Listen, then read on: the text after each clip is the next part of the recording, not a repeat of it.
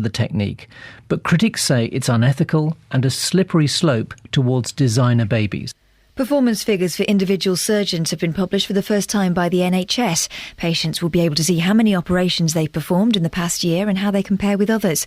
Mr David Rue from the Association of Surgeons of Great Britain backs the scheme. It offers huge opportunities for openness, for better information for patients and, in fact, better information, of course, for hospitals and for surgical units and for surgeons themselves, so that practice can be improved, and I think that has to be a good thing. The funeral of a man who died when a cherry picker fell onto the hard shoulder of the M25 is due to take place later today. 29-year-old Richard Jaeger-Fossard was killed on June the 5th. He'd been working in a yard next to the motorway. An investigation is underway. Hertfordshire County Council is refusing to contribute to the cost of one of the major road projects announced by the government yesterday. £1.5 billion has been given to upgrade the A14 in Cambridgeshire, which would see the Huntingdon and Cambridge stretch become a toll road. Hertfordshire County Council was asked to put £1 million into the scheme, but declined. Thousands of people have descended to the village of Pilton in Somerset for the UK's biggest music festival, Glastonbury, which gets underway in earnest today. The Rolling Stones are headlining the event after more than 20 years of turning down the chance to appear. The band's guitarist Keith Richards explained why they finally said yes. It's been on the sort of list of, of tours and stuff. And for one reason or another, we never coincided. And then like a black hole in space or something, but in we go this time. In sport, after a rain-hit day at Wimbledon yesterday, weather permitting, both Laura Robson and Andy Murray will be in action later this afternoon. Murray admits he's wary of the threat of his third-round opponent, Tommy Robredo, especially since the shock exits of Roger Federer and Rafa Nadal early this week.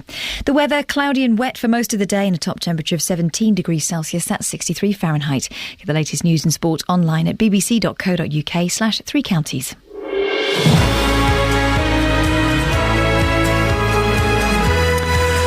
Iain Lee, BBC Three Counties Radio. Isn't it miserable outside? Don't even look out the window. It's flipping awful out there. Horrible.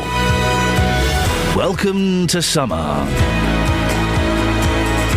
Lots coming up this morning. We got live music, we got Nanny Eileen, we've got art, and we've got this. Hertfordshire County Council says it won't contribute towards one of the major road projects confirmed by the government yesterday, despite being asked. £1.5 billion has been given to upgrade the A14 in Cambridgeshire, which would see a new toll road planned between Huntingdon and Cambridge. Well, what do you think? Are toll roads a good idea? Would you use one? We'll have a little bit more on HS2 after it got sexy yesterday, and whether we're naive to think that the cost of the trains should be included in the £43 billion price tag. If you missed yesterday's show, no, the trains are extra, and they owe you. And Carla Bruni Sarkozy, the wife of the former French president, has revealed her husband had never changed a nappy. In an interview, the former First Lady said he's a Latin man, so he does not do these kind of things. Well, do real men change nappies or not? Let's get your stories on that and more. Facebook.com/BBC3CR. You can send me a text, 81333. Start your text 3CR. Or, and this is the best way to do it, of course, why don't you give me a phone call, 08459 455 555. Across beds, hearts and bucks. This is BBC Three Counties Radio. Toll roads, are they a good idea? Being completely honest, when I've had the opportunity to use a toll road, I kind of avoid it. I go the slightly longer, slightly slower route rather than pay a few quid. I mean, there's part of is it the M6? Part of the M6, I believe, is a toll. You have to pay a fee, or you can go the longer, slower, older route. I'll do that, thanks. Well, what do you think? You're a fan of toll roads. Are they a good idea? 08459 455 555. Hertfordshire County Council says it won't contribute towards one of the major road projects confirmed by the government yesterday. £1.5 billion has been given to upgrade the A14 in Cambridgeshire, which would see a new toll road planned between Huntingdon and Cambridge. I like this. Hertfordshire County Council was asked to contribute £1 million towards it, but they said, nah, we're all right, thanks. Would you give us £1 million? Nah, you're OK. But thanks for asking. What do you think? Are toll roads a good idea? 08459 455 555. We can talk now to John McGoldrick, who's the coordinator for the National Alliance Against Tolls. John, why are you against toll roads? Well, there's 1,001 reasons, but... Just give us a couple. We can start off with the fact that the government takes every week from drivers £1 billion fuel duty, vehicle excise duty, company car tax, VAT on the petrol, etc. And there's no justification for them taking extra money to pay for a road, particularly when it's badly needed. This particular scheme, the A14 from Cambridge to Huntingdon, almost everybody seems to agree that it should be built, and probably should have been built years ago. But why do they need to take tolls money to pay for it? Isn't there an argument that where there are areas where roads get very congested and very busy, that toll roads can relieve that congestion? Well, no, in fact, if anything, it's the opposite. You just mentioned the M6 toll road, which before it became the M6 toll was called the Birmingham North Relief Road. The idea was that it was going to take congestion off the already existing M6. But what happened when that opened was that at first quite a few drivers did use it, but most of them, about 80% of the drivers decided to stick to the existing road. So the existing road is still congested. The government at the moment spending a great deal of money widening it, mainly by converting the hard shoulder into another lane, while the M6 toll road is virtually empty, and the company that's running it is almost bust. The only reason it hasn't gone bust is basically because it's owned by a bank, so it owes the money to itself. The only way a toll road can succeed is basically where drivers are given no choice, and that's what the plan is here. That they will engineer the road in such a way that if you want to get from Cambridge to Huntingdon, you'll have no choice. You'll have to pay the toll, or just not make the journey at all. And how much are tolls? It's been a long time since I've been on the M6, and it's a very long time since I used the toll road. How much are the tolls? Well, that's a good question. In part, it depends whether you go the full stretch of it, but most traffic does, of course, go the full stretch. For a car, it's about £5-6. I would guess. See, that does seem like a lot of money to me, John. That does seem slightly excessive. When you're right, listen, I'm supposed to be vaguely impartial here. I'm finding it difficult. Right. When I am paying, over the top for petrol, when I am paying my road licence fund, when I'm paying all of these things, to then pay another £5 on top just to get there a little bit quicker, it does seem a little cheeky, doesn't it? Well, the cost of toll roads is quite expensive. Obviously, everything is expensive. But if you build a toll road rather than an ordinary road, the cost comes out a lot more. You have to provide normally for extra space for toll booths, the tolling equipment. You've got to pay toll collectors, etc. And normally, if it's going to be a toll road, the scheme takes a lot longer to be agreed and get through. And basically, in the construction industry, time is money. The longer it takes to agree it and to build it, it becomes more expensive. So if you're going to finance the road completely from tolls, then it has to be very high. In the case of the new A14, apparently the government is going to give most of the money, and only part of the money is going to come from tolls, because otherwise, basically, they couldn't build it. John, listen, we have to thank you very much, John McGoldrick, who's coordinator for the National Alliance Against Tolls. Must not say trolls at any point. I keep reading trolls on the screen in front of me. It isn't. It's tolls. What do you think? Toll roads are they a good idea? Do you use them? There are some places, of course, where you have no option. Some bridges, aren't there, where you have no option. You have to pay a couple of quid, and we kind of accept that, and that's fine. But the M6, for example, where else are there other toll roads? The M6 is the only one I can think of off the top of my head. There are a few more scattered around, aren't there? Do you use them? When you go up the M6, do you pay that few extra quid to get there a little bit quicker?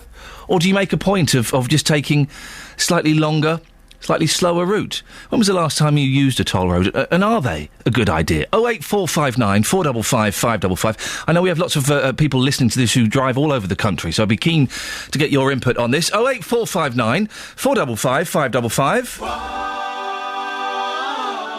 After it's all been said, the music's spinning in our head. Can't forget the feeling of the magic of that summer in love. Ooh, I wanna take you there. Do you wanna turn back the pages? Memories and photographs. The world has changed, and yet the game is still the same. Isn't it time we dance the night away? How about doing it just like yesterday? Every time I think of you, all of those things we used to do. Remember those nights we spent just you and I? Little did we know how the time would fly. Isn't it time? Isn't it time? Whoa. The good times never have to end, and now's the time to let them happen again. We can have ourselves a blast. Good times, they aren't only in the past.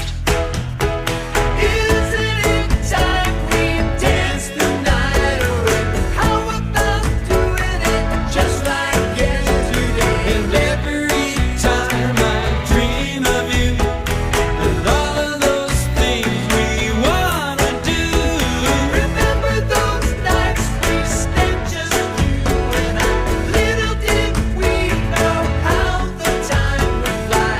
Isn't it time? Isn't it time? And as the sun goes down, another day is behind us. We'll spend the night time together. Isn't it time? Isn't it time? Isn't it time to be loved? Isn't it time we dance the night away? How about doing it just like yesterday? And every time I dream of you and all of those things we wanna do. Remember those nights we spent just you and I? Little did we know how the time would fly. Isn't it time? Isn't it time? The Beach Boys, that's from their last album, which was much better than it had any reason to. It should have been awful. It wasn't bad. It wasn't bad. Came out last year, should have been a stinker. It was pretty good. I do have my eye. There's a very expensive 6 CD Beach Boys box set that's being released soon. I've got my eye on it. There's no way I can justify the cost. £100. If anybody wants to, I might do one of those Kickstarter campaigns. You know those online campaigns where people raise money for film projects and things like that? I might do a Kickstarter to raise £100 to get me enough money to buy that Beach Boys box set. I think that you can use it for that. Travel news for beds, cards and bugs. BBC Three Counties Radio.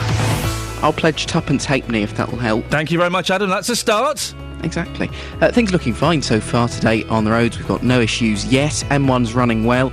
I'd expect a fair bit of traffic heading up the M1 a bit later today because it's the first day of the British Grand Prix weekend, so lots of people will be heading off towards Silverstone, so things could well get busy on the M1 and then possibly along the A43 as well. And of course part of the A43 will be a big one-way system for traffic going in towards Silverstone. So that's going to cause problems possibly later today and maybe across the weekend. But at the minute, everything across the three counties looking fine, and we've got no problems or delays on the trains and tubes either. Adam Glynn, BBC Three Counties Radio. Thank you, Adam. More from him in 15 minutes. Now it's nearly 6:16. It's Friday the 28th of June. I'm Iain Lee. These are your headlines on BBC Three Counties Radio. A 42-year-old man has been arrested on suspicion of murder following the crossbow shooting of Darrell Farnham in Aylesbury on Sunday. The government has backed an IVF technique which uses DNA from 3 people to create a baby.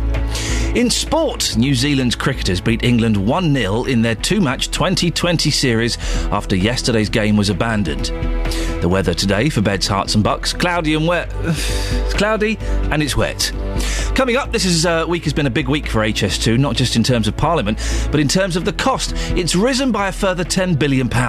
We'll be finding out more before 6:30. If you want to give me a call, 08459 455 555. BBC Three Counties Radio.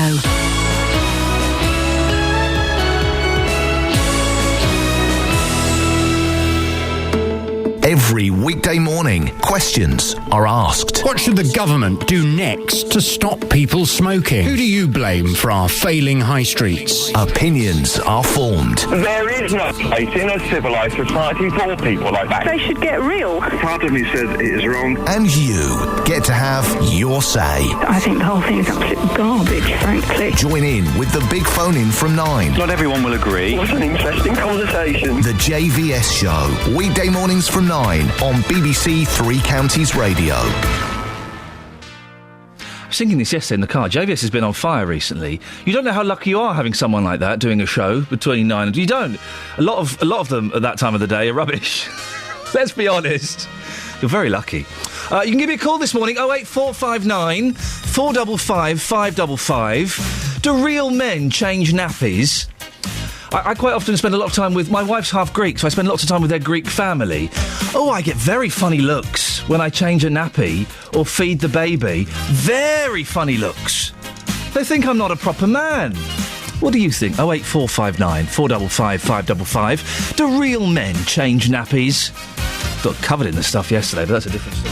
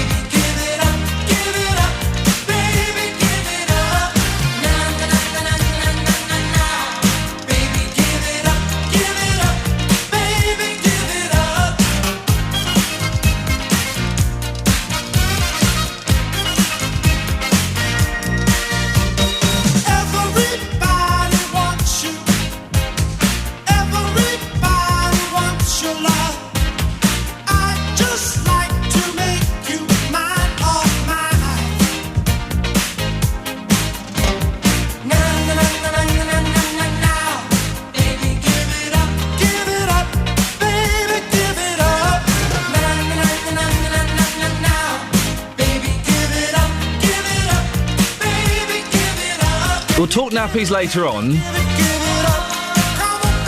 Myself and producer Tara have just been exchanging nappy stories. I won't do it on air. We're a little bit above that, I think. But, oh dear.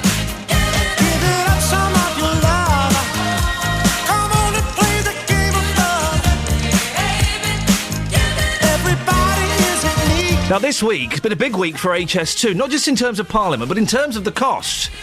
Remember, earlier this week, Monday, it was going to cost £32 billion, okay? As of a couple of days ago, it's going to cost £42 billion. An extra £10 billion was added on top. And that doesn't include the cost of the trains. We found out that the trains... Well, I found out that the cost of the trains wasn't included in yesterday's show when I spoke to the chief executive of HS2 Limited, Alison Munro.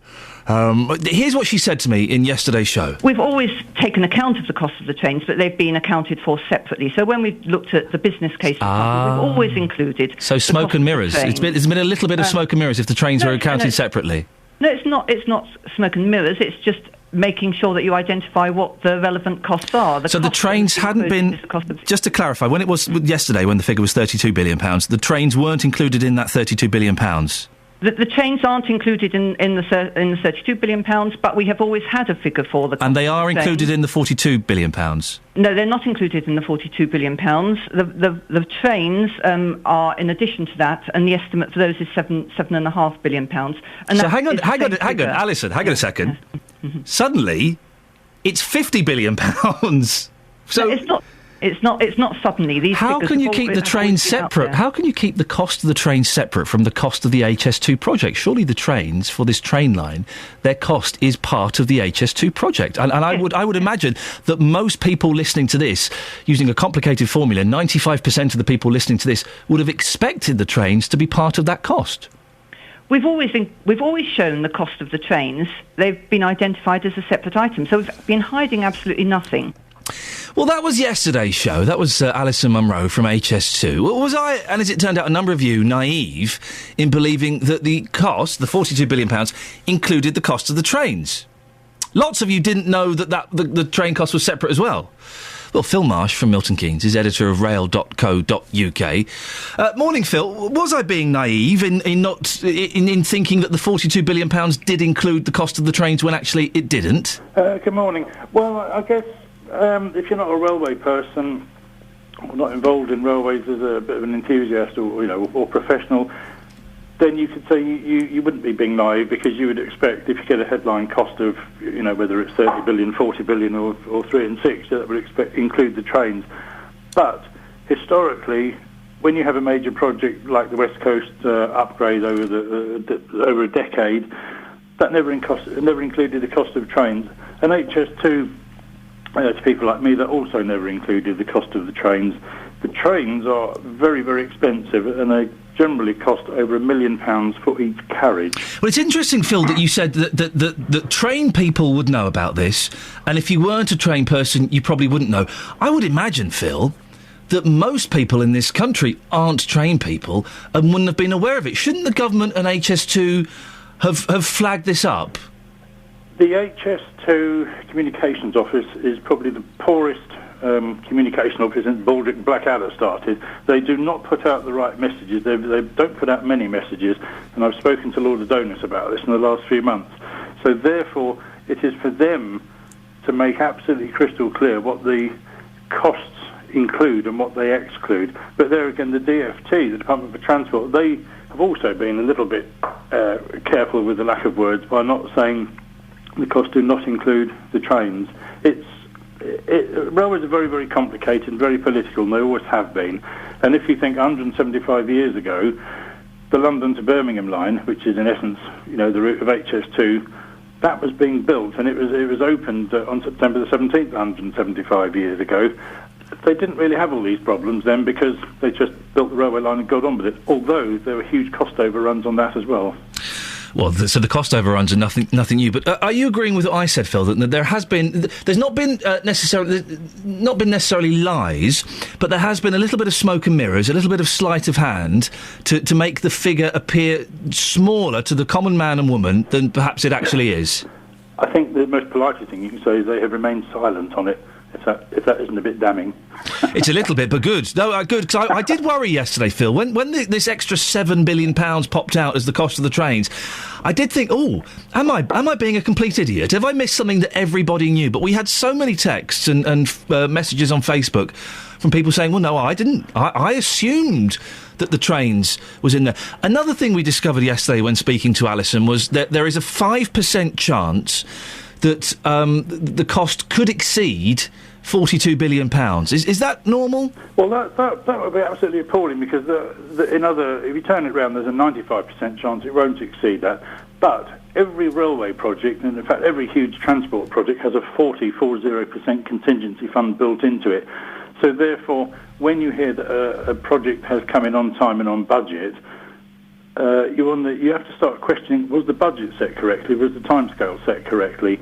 Because if they do put in a 40% contingency, which is a little bit more than this increase announced yesterday, then they should still be able to deliver it at the original price and then say, well, we didn't use a contingency. And again, that's when you go back to saying, well, did you set the budget correctly? It's a bit of a circular argument, but it's a very important one. Phil, you're good. I wish you'd been on the line with me yesterday when I was speaking to Alison from HS2. You're good. Is this train line? I'm bearing in mind you may be slightly biased as a train man. Is this train line going to be worth the £50 billion? My view is that before yesterday, I was marginally in favour of it. After yesterday, I'm not so sure now. Why? What's changed your mind? Well, the extra cost seems an awful lot. But everybody has got to remember that 20 years ago, HS1, known as the Channel Tunnel Rail Link, was being built. In 1998, the consortium that was awarded the rights to construct and operate it by the government could not raise the funds to build High Speed 1. So Railtrack rode into the rescue. Most people don't like Railtrack, but at the time I worked for them, I was called in to renegotiate most of the contracts, and that took pretty much all of 1998 to sign those off. And it's been running since about it's been running for 10 years. Most people who live along HS1 don't complain about it. And it has brought fabulous benefits to places like King's Cross and Pancras area. Ashford, where I was at the other day, I was talking to locals about HS1. They say the government did their bit, they built the railway, but the local politicians did not respond to make Ashford a destination. Everyone goes to Canterbury or Faversham. Whereas if you go a bit further south to Lille, the worthy citizens of Lille, and I can't say that in French, they have made Lille a destination. So therefore they use the high-speed link to go to Lille.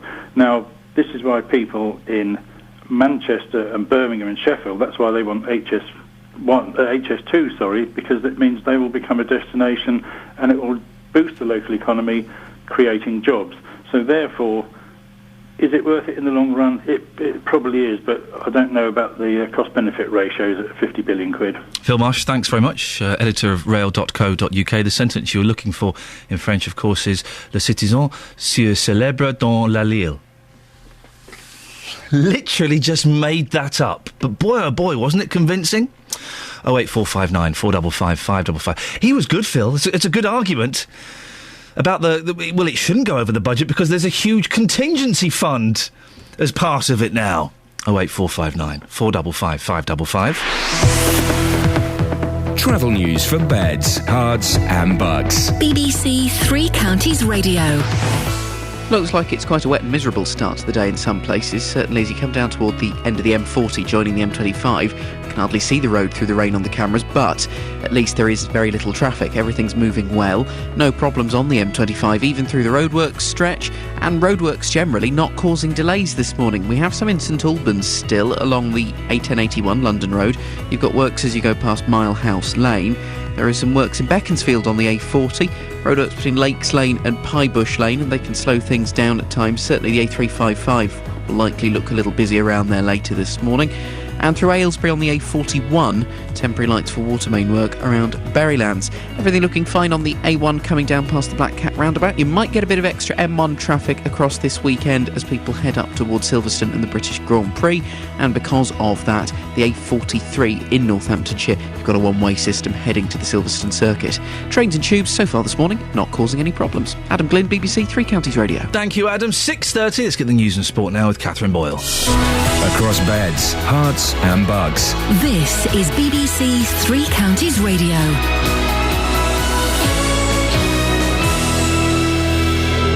Good morning. The headlines. A 42-year-old man's been arrested on suspicion of murder following the crossbow shooting of Daryl Farnham in Aylesbury on Sunday. The government has backed an IVF technique which uses DNA from 3 people to create a baby. And Hertfordshire County Council is refusing to contribute to the cost of upgrading the A14, part of which will become a toll road. Three Counties Sports. BBC Three Counties Radio. Andy Murray's wary of the threat of his third-round opponent, Tommy Robredo, who will face this afternoon at Wimbledon. Both Roger Federer and Rafael Nadal have suffered upsets this week, and Murray's expecting a tough encounter against the Spanish 32nd seed. He's in fantastic shape mentally. He's very strong, and look, I mean, he's got a lot of experience. He knows how to win, and be a tough match for me. He had quite a few injury problems last year.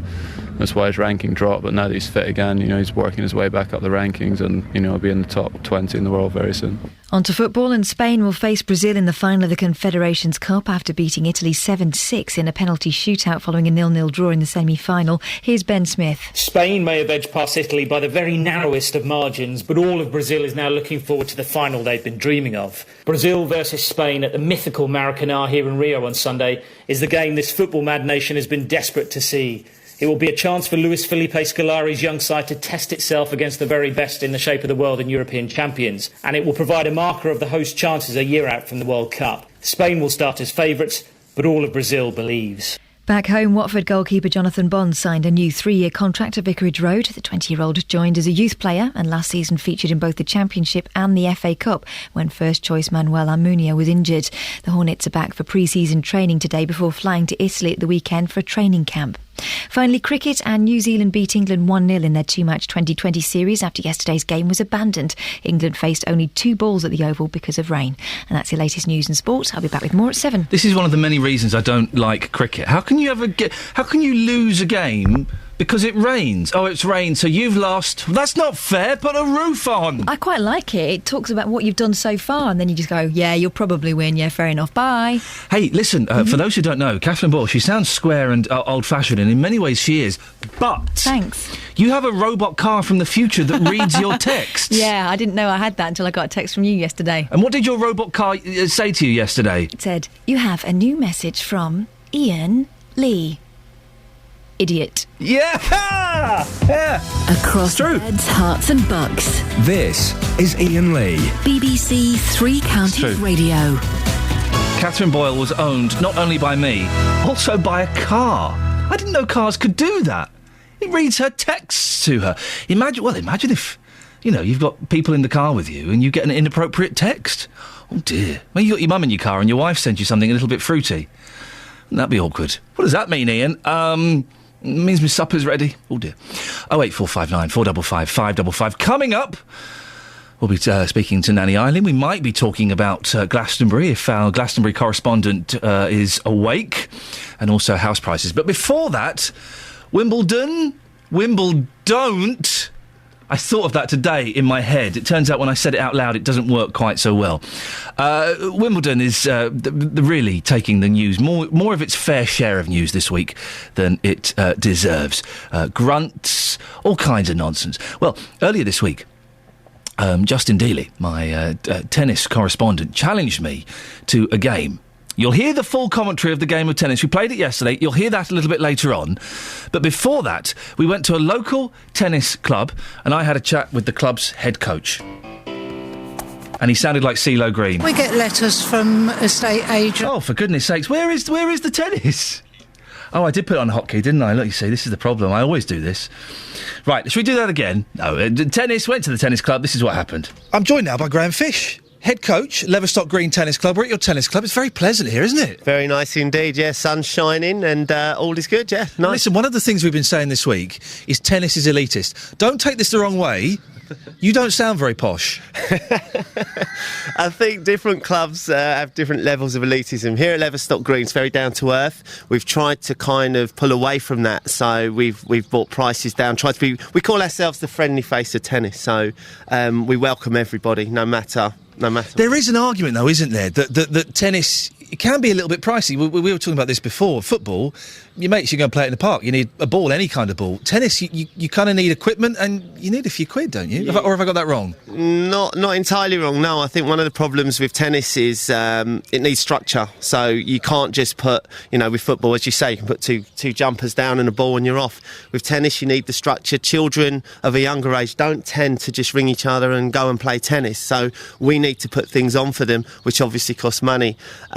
Here we try and keep it to a minimum, so that we've got a lot of children coming in because we've kept the prices low. But it is a problem in tennis for sure. How many kids do you get coming here to the Leverstock Green? Well, we got 130 in after-school groups. We've got about 120 plus members of the club of junior standard. So yeah, I mean, we've got loads. We're flushed with them, and one problem area is the girls. A lot of tennis clubs have got no girls. They seem to be sliding away from tennis, but here we're doing fine on that. Do you?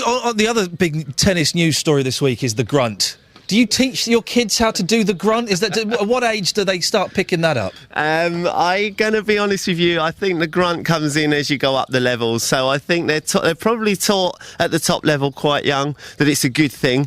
They have like grunt workshops. No, Sebastian, you've got to grunt harder than that. I don't think that's the case, but I do think there's a little bit of grunting. When the ball gets near to the line, they say they might grunt out to confuse you. I think it's a crazy area. I think it needs to be. Did you see the match this week? I mean, it's been a big story that the grunting in women's tennis every year it seems to get louder and more ridiculous. It's all a show off. It doesn't serve any purpose. See, I'm doing my job. I'm not grunting. I'd look like an idiot. Yeah, as I said earlier, you don't see the snooker players grunt as they hit the ball, but I think there's I think it's mostly to gain an edge. I don't believe they have to do that. I think it's to gain an edge on the opponent. It's not grunting, it's screaming, let's be honest. With Sharapova, that wasn't grunting. So I think it's got to a silly level with certain players. And it is predominantly in the ladies' game as well, I think, yeah. I'm here with Justin Diddy because we're going to have a little game of tennis in a minute. Justin, stop practising! Just stop it! Cheating, for goodness sakes. Looking good. You look. I'm sure that you work with a lot of people and you help and train a lot of people. Can you spot raw talent? Do me and Justin? All right, what are you doing? He just whacked a ball at me. Can you spot raw talent? Do you think Justin and I have what it takes? Well, I think we'll know a bit more in a minute, but I reckon he's got a good forehand there. He's got a good whack on that old forehand, so I'd advise you kind of keep aware, yeah. He looks the part. Look at that serve, look at that. Didn't get it over the net, though, did he? He didn't get it over the net. All right, listen, Graham, it's lovely to talk to you. We're going to kind of get ready and then we're going to have a little game of tennis. I'll umpire for you, no problem whatsoever. Fantastic. Well, you can hear how the game went a little bit later on in the show in about an hour's time. 08459 455 555 if you want to give us a call. See you driving round town with the girl I love, and I'm like, forget you. I guess the change in my pocket wasn't enough. I'm like, forget you and forget her too. Said if I was richer, I'd still be richer. No, wait, that's it. And although that's pain in my chest, I still wish you the best. But forget you. Yeah, I'm sorry, I can't afford a Ferrari, but that don't mean I can't get you there. I guess he's an Xbox and I'm more Atari. But the way you play your game ain't fair. I picture the fool that falls in love with you. She's a gold digger. Well, just don't you know? Ooh, I've got some news for you. Yeah, go on and run tell your little boy free. See you driving round town with the girl I love, and I'm like, forget you. I guess the change in my pocket wasn't enough. I'm like, forget you and forget her too. Said if I was richer, I'd still be richer. Wait, that's it. And although that's pain in my chest, I still wish you the best. But forget you.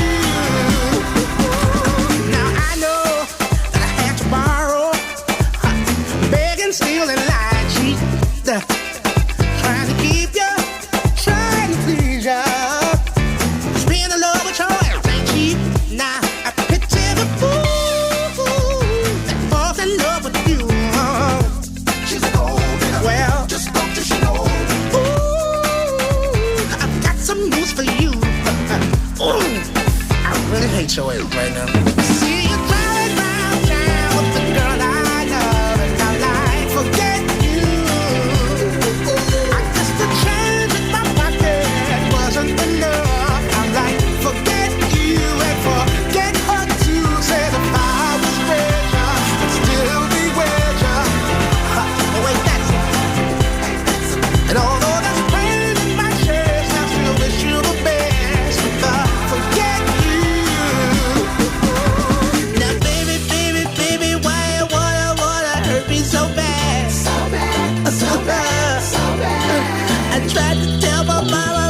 told me this is one for your dad. Yes, she did.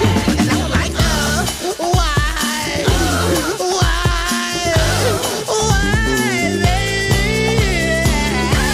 I love you.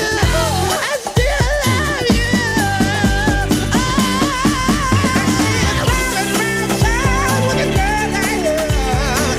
Forget you. Just a change in my pocket wasn't enough. I'm like, forget you and forget her too. Now, are there signs the housing market might finally be starting to pick up? Well, latest figures show the price of a typical home increased by 0.4% in May and was 1.1% higher than in May 2012. The typical UK home is now worth £167,912. Across the three counties, prices vary. In Luton, it's £190,000. Well, Jan owns a home in St Albans, where the average price is now over £382,000. We get letters from estate agents saying that Mr. C or Mr. B would like to buy a house in our area. And we've had 3 in the last week and a half. And how does that make you feel when you receive those letters? Secure. Are you tempted to sell? No. I like living where I live. How long have you lived there for? 40 years. I'm going to ask you a very rude question, but can you remember what you paid for your house 40 years ago? 9,250. What's it worth now? 400,000. What's in? We bought our house when gazumping was the thing. And within 9 months, our house had gone up from 9,250 to nearly 17,000 in 9 months. Well, Mr B wants a house, Mr C wants a house, does Mr T want a house? Martin Treasure is director of Winkworth Estate Agents in St Albans. Morning, Martin. It sounds like Jan has done very well there. If she's getting letters through her door, presumably the top end of the market is still doing okay. I was going to say good morning. I'm delighted we're making her feel secure with our letters. It's nice to give somebody the feel-good factor in the morning. It's a very sensible investment. We've had historically, I think, a once-in-a 10-generation uplift that she had in the 40 years. I don't think we're going to see that again. But with prices rising gently, it's a very healthy long-term situation to be in for pretty much everybody. The last thing we want is galloping inflation for the housing market. Well, if you own a home, with the low interest rates we have at the moment, is it a good time to move? Well, of course, people think we have a vested interest in encouraging people to move, and if volume goes up, we sell more houses. But principally at the moment, people should move because they need more space, or they find a home they want to live in for 10, 20 years. The days of the 80s when people were moving, I used to have people come to me and said, my financial advisor says I'm under-mortgaged. I've got to buy a bigger house. Now, those days are long gone, and perhaps it's no bad thing. But if you buy somewhere because you need the space and you like it and you're going to enjoy it for 10 years, you have to put a value on that as well. The price, bricks and mortar might go up 5%, 10%, but remember how much benefit and enjoyment you're going to get out of it. So if you enjoy it for 10 years, then, great. You can pass it on to somebody else and hopefully have a big plus on the balance sheet. We have heard doom and gloom about housing for such a long time, Martin. Are things starting to pick up? Yes, it goes in cycles. I've been doing it for myself since 1990 and for other people since 1981. My grandfather was an auctioneer in St Albans in the 50s and 60s, and he used to say to me when I was very small, a bit like was it Egypt and the feast and famine? You had 7 good years and 7 lean years. Well, I think this time might be a bit longer. It might be a 10-year cycle, but it always goes in cycles. And remember that no one's inventing any more land. You can't discover it. So it's a gradually decreasing commodity. So I think you're fairly secure in buying that we're not going to see the huge, great dips that some of the banks were scared of. The banks are lending money again, and they're not stupid, you know. If they thought that prices were going to fall, they wouldn't be lending money in the way they are now. Martin Treasure, Director of Winkworth Estate Agents in St Albans, thank you very much indeed. 08459 455 555. I did like that little line. I did chuckle there. Banks aren't stupid. Well. Travel news for beds, cards and bugs. BBC Three Counties Radio. Starting to slow up on the M25, anti-clockwise, traffic's building from Maple Cross round to the M40 junction 17 to 16. Some roadworks starting today in Olney, the High Street South, that's the A509. You're going to find some temporary traffic lights for telecoms work around Church Street. That's likely to get quite busy as traffic heads toward Milton Keynes. Aylesbury Road in Ascot, temporary lights for water main work between Cadstein Road and the Holloway. And they're also doing some work in Hitchin on the A505. You've got roadworks at the junction with Cambridge Road for another week or so. Speed sensors not really picking up any problems other than the M25 so far today.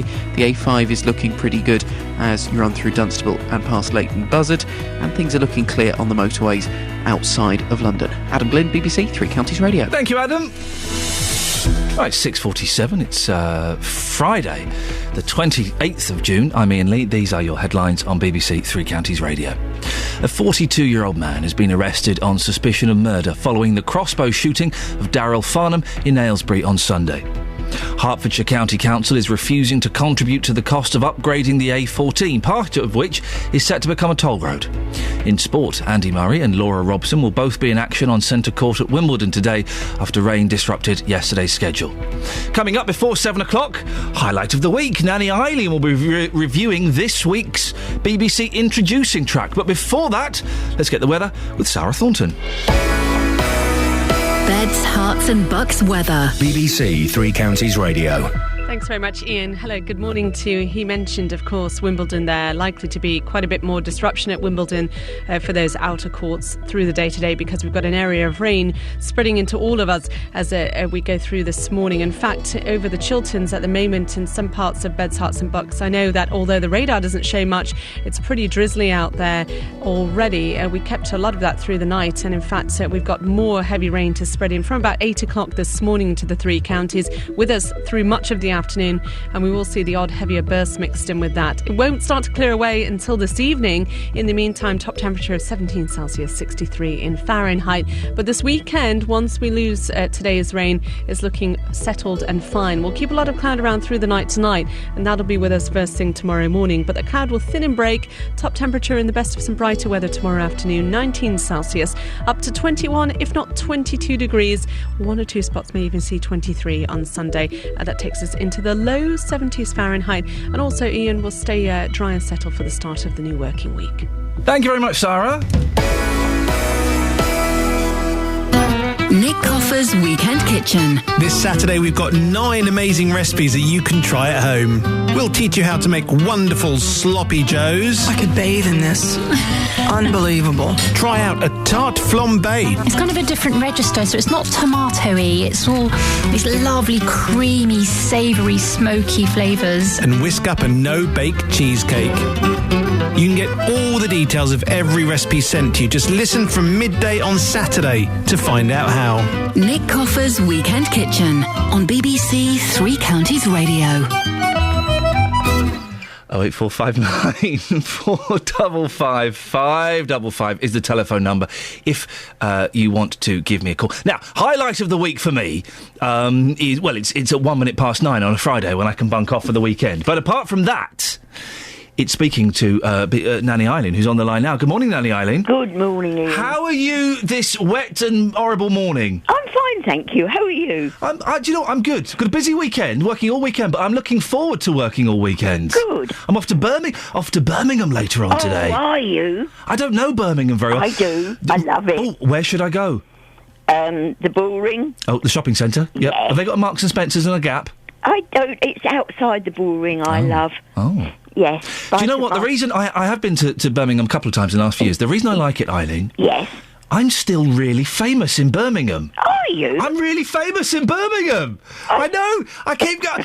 I can walk anonymously. I haven't been on telly properly for years. I can walk anonymously anywhere. In Birmingham, I'm getting mobbed. It's like being Ringo in 1966. Oh, what fun. What fun it is, Eileen.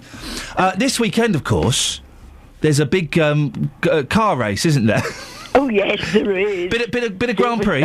You excited? Yes, very. You looking forward to it? Yes, I am. Yeah? Yes, my friend is actually going. Really? Yes, I'm green with envy. Oh, I suppose you can't take the greyhounds there, can you? No, of course not. So, what will you do? Do you camp in front of the TV and watch it? I don't exactly camp in front of the TV, No. but I do watch it. Okay. Is this music getting you excited, Eileen? Yes, it is actually. Oh, we go. Well, that's it is exciting music. Boy, was I surprised to find out that was Fleetwood Mac playing that. Oh, was it? Yeah, Fleetwood Mac is the Chain from the Rumours album. What have you been up to this week, Eileen? I went collecting for the greyhounds in Hitchin on Tuesday. Oh, yeah. How did that go? Very good. A few quid? Yeah, quite a few quid. Well done. Good work. Yes. Good A work. lovely sunny day. Sun. Do you remember what the sun looked like? Yes. Was that's that big yellow thing that That's sometimes pops it. up? Yes, I've And heard then stories of that. The usual walk over Royston Heath Yep.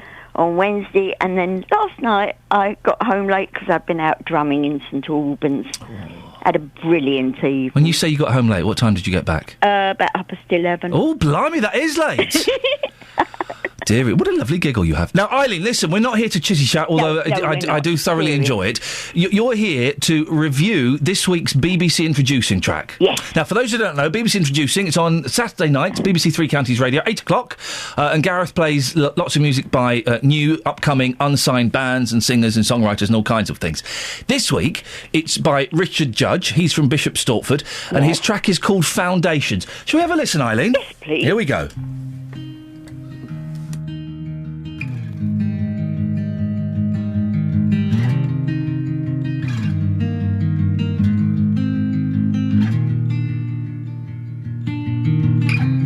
There is hope in these walls,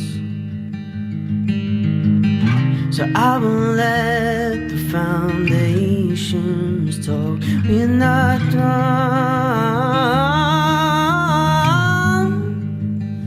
we stay strong.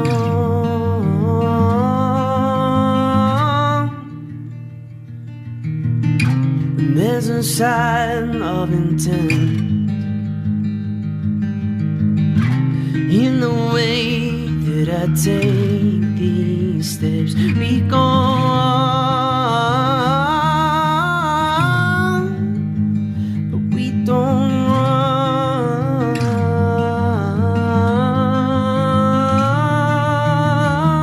You hold your breath, I'll lift my head, we soldier on. We build on the foundations of my own accord.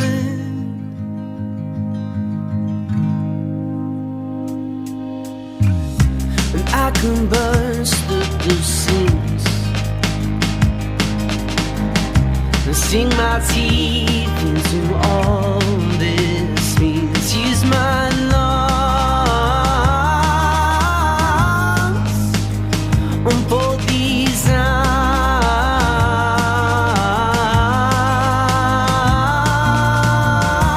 You hold your breath, I'll lift my head, we soldier on,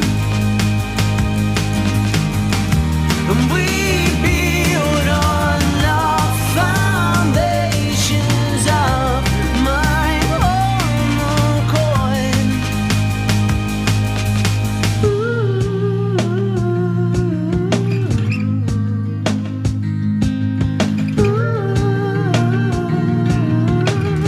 And there is hope in these walls,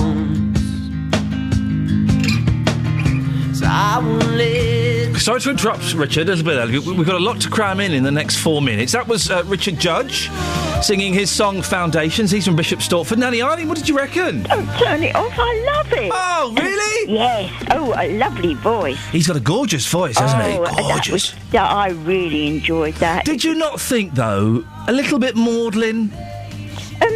Well, no. Oh.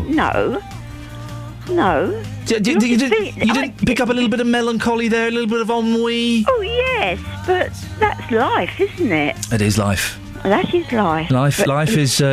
I would say life is 80% tears, 20% laughs. That's it. That's it. But his voice, the music, the balance, it was beautiful. Well, Nanny Eileen, that track, as you know, was chosen, as they always are, by one of the BBC introducing team, Kelly Betts. Kelly Betts isn't here this week. Isn't she? No, do you know where she is? No. Kelly Betts, tell Nanny Eileen where you are. Hi, Nanny Eileen. I'm at Glastonbury. Oh, are you? Yeah. Have you been before? No. Oh, you should have come with me. We could have shared a tent, top and tail. What's the weather like there? Have you got your wellies on? I have. They're really muddy. It's Oh, a bit wet at the bless you. moment, but the sun will come out soon. Oh, how exciting. Oh, do have a marvellous time. I'm sure you will. Thanks, Nanny Have Eileen. you, Kelly Betts? What bands have you seen? Coldplay and the Rolling Stones yet? Coldplay's not here, and Rolling Stones aren't on until Saturday. What have you seen, Kelly? Nothing. Oh. Oh. Nothing's been on yet.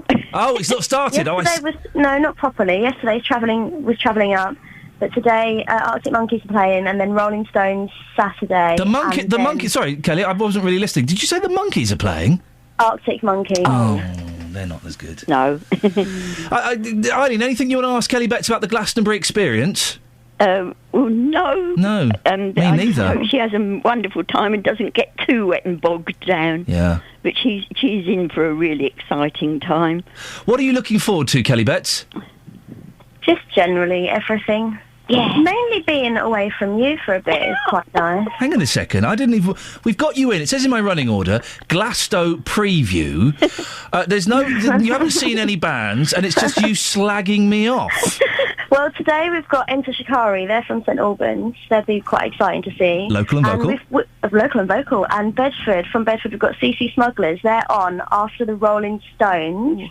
On the other stage tomorrow night, about 11:15. Okay, so That'll be quite good. that will be quite and good. there's like a on BBC iPlayer, you'll have a Glastonbury app you can go and watch everything on, which is exciting. Oh, fantastic! And I think that if you're down to earth enough tomorrow morning, you'll be speaking to Justin Dealey as well. Is that correct? Yeah, apparently. We'll see how that goes. Okay, I was speaking to Nanny Eileen then, actually, Kelly. Sorry, I didn't know. Eileen, listen, we're going to let you go. Have a lovely weekend. Enjoy the car driving. And you, yeah, I'm going to the Barton Le Clay Summer Fete on Saturday, so I just hope a little bit of sun shines here and on Glastonbury. Fingers crossed, Eileen. Have a lovely weekend. I'll speak to you And next you. Friday. Bye. All right, thank you. Kelly Betts, anything else you want to tell us in this rather disappointing Glastonbury preview that really isn't speaking to our 7 core in audience? the morning. Yes. It's really very early. Okay, I've got some advice for you, Kelly. Right, don't kiss any strangers and don't take any drugs, for goodness sakes. I know, Okay, I know what thank Glastonbury's about. I've read a book about it. All right. Have fun. See you later on. Bye. Ta-ta. That was Kelly Betts. You'll be hearing more from her tomorrow on Justin Dealey's show.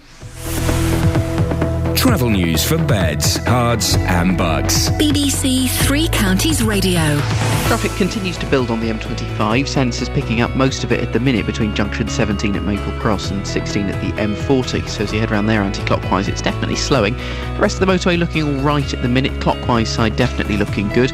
You've got delays as you make your way into London on the A1 southbound through Boreham Wood from Stirling Corner toward Apex Corner and the A41.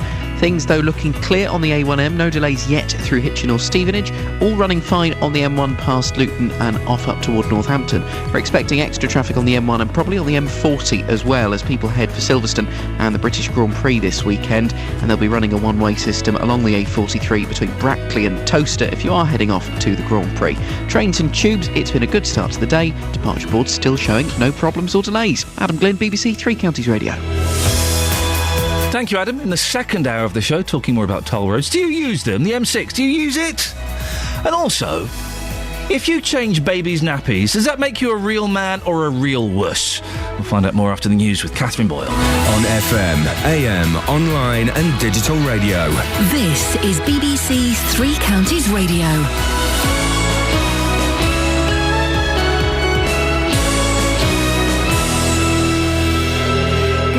6 o'clock, the headlines. 2 more arrests after Aylesbury crossbow murder. Herts County Council refuses to back plans for the A14, and Surgeons League table goes live. BBC Three Counties Radio. A 42-year-old man's been arrested on suspicion of murder following the crossbow shooting of Darryl Farnham in Aylesbury. A 36-year-old woman's also being held on suspicion of assisting an offender following Sunday's incident in Belgrave Road. 2 other people arrested earlier this week are due to answer bail today. An inquest has heard how a firefighter died at the Lee Valley Whitewater Centre in Hertfordshire. Alan Swords was taking part in a water rescue exercise with colleagues from Suffolk Fire and Rescue. Lee Agnew reports. The inquest heard that the 38-year-old, who was extremely fit and a powerful swimmer, had been making his way down an aggressive part of the course when he clearly got into trouble. He was found lying face down in the water and was pulled out, but was struggling to breathe. There were no defibrillators available when he lost consciousness and was pronounced dead 45 minutes later. The inquest was told he'd eaten a cooked breakfast just an hour before the exercise. The coroner found that he'd been sick, which he'd breathed into his lungs, and that contributed to his death. Hertfordshire County Council's refusing to contribute to the cost of one of the major road projects announced by the government yesterday. £1.5 billion will be used to upgrade the A14 in Cambridgeshire, which would see the Huntingdon and Cambridge stretch become a toll road. Hertfordshire County Council was asked to put £1 million into the scheme, but declined. Britain looks set to become the first country in the world to allow an IVF technique which would lead to the birth of babies with 3 biological parents. Fergus Walsh has more details. 1 in 6,500 babies is born with disorders of the mitochondria, the energy factories of cells. Scientists at Newcastle University are pioneering an IVF technique for replacing the damaged mitochondria with healthy donor DNA. They say it's like changing the battery in a laptop. It means that as well as the parents' genes, there would be a tiny amount of donor DNA from a second woman. A public consultation showed broad support for the technique, but critics say it's unethical and a slippery slope towards designer babies. The first figures are being published online under a new system to compare the performance of surgeons. Starting with vascular surgeons and then moving into other areas, patients will be able to see how many operations each consultant's performed in the past year and how they compare with others. Nearly 99% of surgeons have signed up. The Royal College of Surgeons hopes the figures will identify poor performers and drive up standards. In sport, Britain's Andy Murray and Laura Robson will both be in action on centre court, weather permitting, at Wimbledon today after rain disrupted yesterday's schedule. Robson will play her second round match against the Colombian qualifier Mariana Duque Marino at 1 p.m, and Murray will take on Tommy Robredo in the third match on centre court. The weather cloudy and wet for most of the day with a top temperature of 17 degrees Celsius, that's 63 Fahrenheit.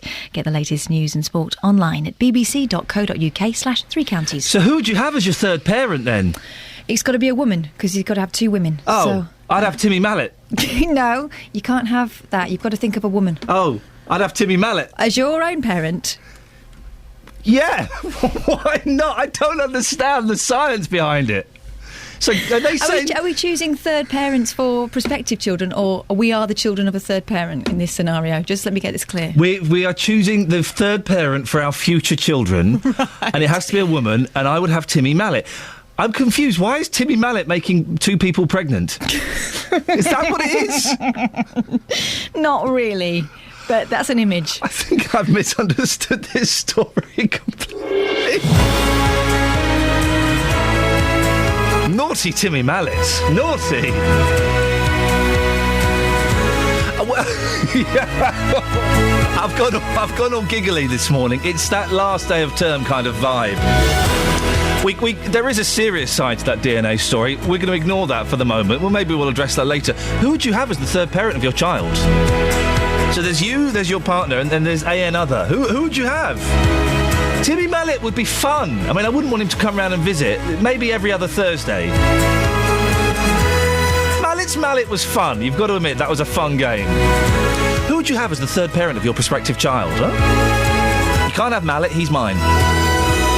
Other things we're discussing this morning. Hertfordshire County Council says it won't contribute towards one of the major road projects confirmed by the government yesterday, despite being asked. £1.5 billion has been given to upgrade the A14 in Cambridgeshire, which would see a new toll road planned between Huntingdon and Cambridge. Well, will you use it? Are toll roads a good idea? More on HS2 and whether we're naive to think that the cost of the train should be included in the £43 billion price tag. And Carla Bruni Sarkozy, the wife of the former French president, has revealed he's never changed a nappy. Well, do real men change nappies or not? 08459 455 555. Across beds, hearts and bucks. This is BBC Three Counties Radio. Toll roads, are they a good idea? Hertfordshire County Council says it won't contribute towards one of the major road projects confirmed by the government, despite being asked. They were asked to give £1 million. I think this is brilliant. The County Council were asked to give £1 million. Would you give £1 million to our toll road? No, I don't think we will. OK, thanks. Well, over £1.5 billion has been given to upgrade the A14 in Cambridgeshire, which would see a new toll road planned between Huntingdon and Cambridge. Are toll roads a good idea? Well, earlier on this show, I spoke to the coordinator for the National Alliance Against Tolls, John McGoldrick. He says there are many reasons why he's against them. The government takes every week from drivers £1 billion, fuel duty, vehicle excise duty, company car tax, the VAT on the petrol, etc. And there's no justification for them taking extra money to pay for a road, particularly when it's badly needed. This particular scheme, the A14 from Cambridge to Huntingdon, almost everybody seems to agree that it should be built and probably should have been built years ago. But why do they need to take tolls money to pay for it? We can speak now to Richard Tunnicliffe, who's the East of England Director for the Confederation of British Industry. Morning, Richard. Are you in favour of toll roads? The CBI is in favour of toll roads on certain strategic roads. We wouldn't be in favour of tolling the whole entire road system in the UK. Why are you in favour? What are the benefits as you see them? I think there are a couple of reasons and a couple of benefits. I think the main reason at the moment is, and your previous caller sort of hinted at it, the government doesn't have the cash at the moment to invest the massive sums that we need for the improvements in our road. And I think why I'm in favour and why the business community is in favour is that if you have a toll road, it gives you certainty that you're going to be able to get from A to B in a period of time, rather than sort of running the gauntlet as it stands on taking your chance on use any road in the region, so the A1, the A40, the A14, when there's a huge chance that you're going to get delayed at some point. The M6 toll road hasn't really worked, has it? Well, I think we can learn some lessons from the M6, to be completely honest. I think it was a bit of an experiment and the first major road that's been tolled in the UK. I think they probably got their pricing a little bit wrong. They raised the prices when the economy was doing pretty poorly. So I think a combination of that and less traffic on the road during the recession has meant that numbers have gone down on the toll road. But if you take the opposite of it, if you take a kind of a different look at that, actually it's worked because, as I said, people can get from the bottom of the M6 toll to the top of the M6 toll in 10 minutes. And if you've got a freight on the back of your lorry, or you've got a meeting with a particularly important client, actually it might be worth paying the £5.50 or the £11 for an HGV. You mentioned the freight there, Richard. I was going to come on to that because haulage companies are already paying over the odds because they have to pay so much for fuel. For them to then pay an extra £5, what is it? But when you're doing that several times a day, that cost is going to get passed on to us, isn't it? It is, but again, coming back to the M6, they're trialling at the moment, giving HGVs free passage on the M6 toll. And I think, whilst the devil's in the detail on the A14, because we've got very little detail on actually how it's going to be funded and where the toll's going to be, I think that's something actually that DFT and IRA's agency could look at. So you take the freight from the local roads, or the current A14 as it stands, and you put it on the toll road, and it makes your journeys on the old road, yours and mine journeys, that little bit easier. There will be people listening saying, well, hang on a second, why should we have to pay a toll when we pay our road licence fund, we pay taxes, we pay towards the roads anyway? We do, and actually the motorist, as it stands, gets a pretty bad deal. I've got some figures very similar to your previous caller, saying that in 2010, I think, motorists paid about £40 billion in road excise duty and fuel duty, and there was only £9.5 billion invested in the transport schemes in the UK. I think, as I said, we need a radical overhaul in, one, investment, but two, how it's funded. And I think I can see a point in the future, and this is something that the CBI is talking about at the moment, where actually we get rid of vehicle excise duty and we look again at fuel duty, but perhaps there are more tolls. So those people that do more miles pay that little bit extra for the roads that they're using. Richard Tunnicliffe, East of England Director for the Confederation of British Industry, thank you very much. We can speak now to Councillor Sharon Taylor, who's the leader of the Labour group in Hertfordshire and leader of Stevenage Borough Council. Are you in favour of the A14 being a toll road? Good morning, Ian. Well, I'm very pleased that we've got some progress at last on the A14. I use the road, as I'm sure many other of your listeners do. And I do worry about the issue of toll roads. I think what the government's actually got to do is look at. We have huge potential in the east of England to contribute even more than we already do to the national economy, but we can't do that unless these key bits of infrastructure are unlocked. I've got one very close to home, which is the A1, junction 6 to 8, complete bottleneck every morning. And, we need to unlock these bits so that we are making the full potential of the contribution from the east of England to the economic recovery. And I think that's the way the government ought to be looking at it. It seems that Hertfordshire County Council isn't prepared to invest in further development on the stretch of the A14. They turned down the request for £1 million. Does that surprise you? Well, when you look at what's happened in local government, we've already taken a 33% hit on our funds in the last couple of years. We've got another 10% announced this week. And I think Hertfordshire will be thinking there are other major bits of infrastructure that we need. There's the East Coast Main Line. There's, the A1, which is an absolutely key, vital piece of infrastructure to unlock for Hertfordshire and for the rest of the region. They will probably be taking a step back and looking at what are the best things for them to invest in to get our economy going. So do you suspect or do you hope that the Hertfordshire County Council will invest money in the A1? I think it would be absolutely great if we could get this A1M project unlocked, and if that means investing, I think we should seriously consider it, because, without that key bit of infrastructure unlocked, we can't deliver what we could deliver. And, our hauliers, you were speaking about hauliers earlier, Ian, they tell us about the amount of money they waste every day with people stuck in these jams on the A14, on the A1. We can make a great economic jump forward if we get these unlocked. And I do worry about the poor people in those Cambridgeshire and Huntingdonshire villages.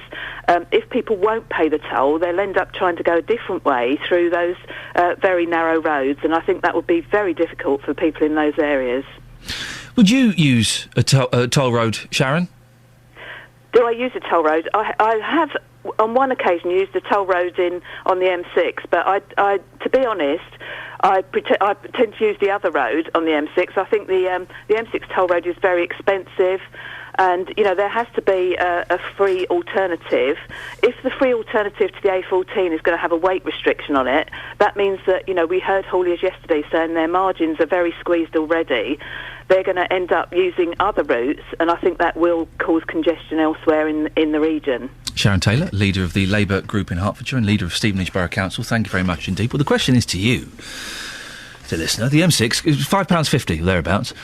If you're listening to this, would you pay that? Let's be generous. Would you pay a £5 to travel on the A14? I know that lots of you use that road on a regular basis. I know it can be a problem. Would you pay a £5? What would you pay? 08459 455 555. I am always reluctant for toll roads. I do think, well, hang on a second, we do contribute. We do pay fuel duty. We do pay road licence fund. We do pay tax. So then to have to pay a £5 to travel up a bit of the road, would you pay that? 08459 455 555. Something we're going to be talking about a bit later on in the show, and I do want to get your reaction to this, is the former president of France, Sarkozy. He never changed the baby's nappy. They don't do that on the continent. The continent, France, Greece, Italy, Spain, it's still stuck very much in about 1983. Lots of smoking going on, lots of vaguely sexist, not even vaguely, lots of sexist attitudes, and lots of traditional gender roles. In that the women do the washing, the cooking, and cleaning the babies, and the men smoke cigarettes and drink whiskey. And for the most part, they seem quite happy in those roles. I can say these things freely. My wife is half Greek. I spend a lot of time in Greece and various islands with the Greek family, and those are the roles. I'm not allowed to make a sandwich or a cup of tea when I holiday with my Greek family. I'm not allowed to do it. Sit down, Iain. Go and sit down. We'll bring it out to you. I just want to make a sandwich. Oh, sit down. And then instead of getting a sandwich, I get like a whole feast delivered. But the Sarkozy didn't change a baby's nappy. When I change a baby's nappy in Greece, I am looked at as though I am some strange, weird subhuman. What about you? Do you change babies' nappies, gentlemen? Have you changed them? Are you a man if you change a baby's nappy? 08459 455 555. Travel news for beds, cards and bugs. BBC Three Counties Radio. The M25 anti-clockwise is queuing after a serious accident between junction 23 at the A1M and junction 22 for London Coney. We've had a few calls on this suggesting that the carriageway may be completely blocked through there. If it's safe to do so, do give us a call, 08459 455 555.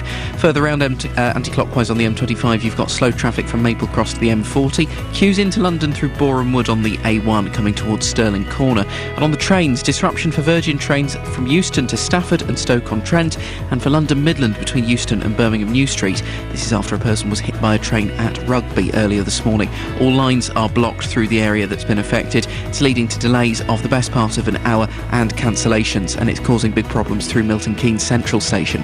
Adam Glynn, BBC Three Counties Radio. Thank you very much, Adam. 7:16, it's Friday the 28th of June. I'm Iain Lee.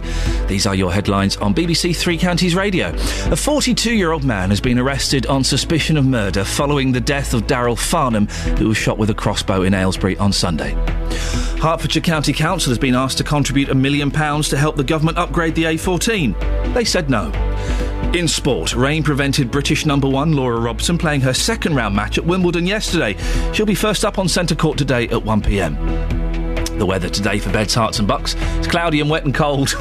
Sorry, I can't do any better than that. Coming up, this week has been a big week for HS2, not just in terms of Parliament, but in terms of the cost. It's risen by a further £10 billion. We'll find out more before 7:30. BBC Three Counties Radio.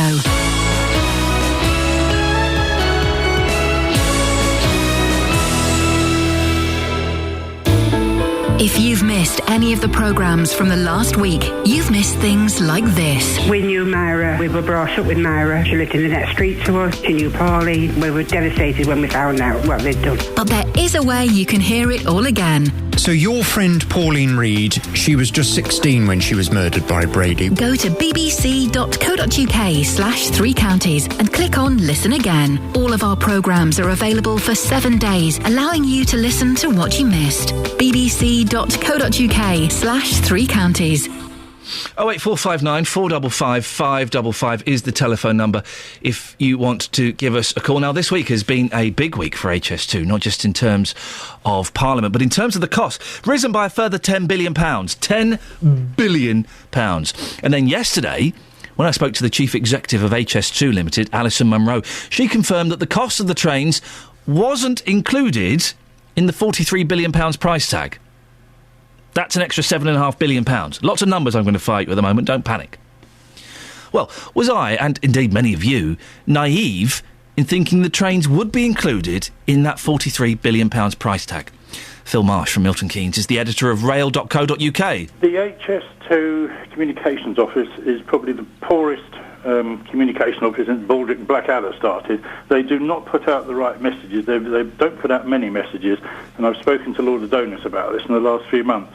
So therefore, it is for them to make absolutely crystal clear what the costs include and what they exclude. But there again, the DFT, the Department for Transport, they have also been a little bit careful with the lack of words by not saying the costs do not include the trains. Railways are very, very complicated, very political, and they always have been.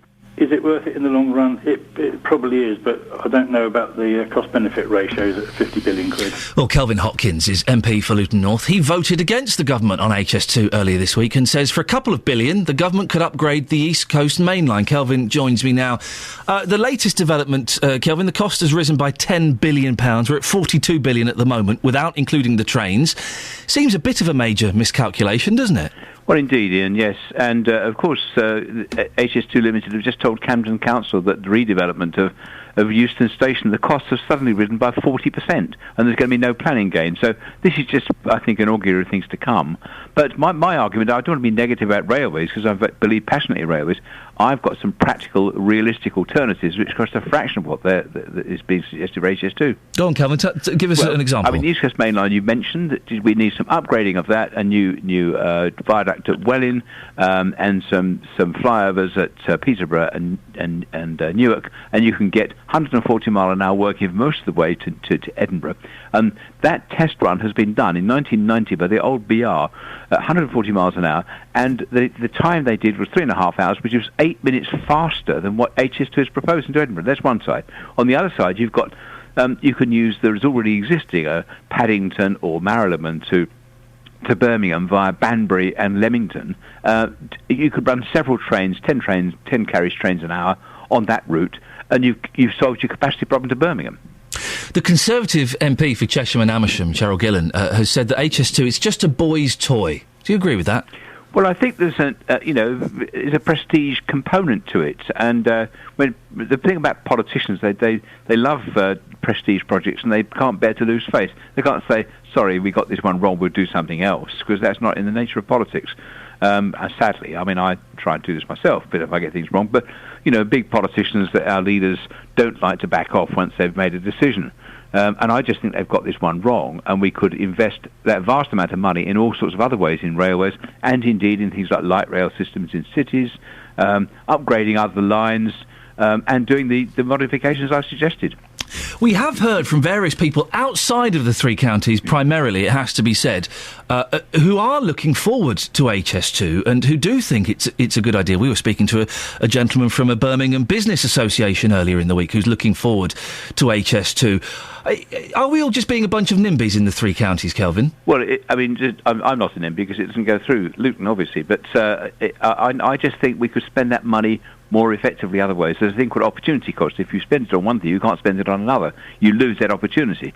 And I really do think that we can actually upgrade existing lines and put more trains on them and solve the capacity problem easily. And saving small amounts of money to go to a station which is 200 or 300 yards away from the other stations and very inconvenient once you get to the other end, I think is not very sensible.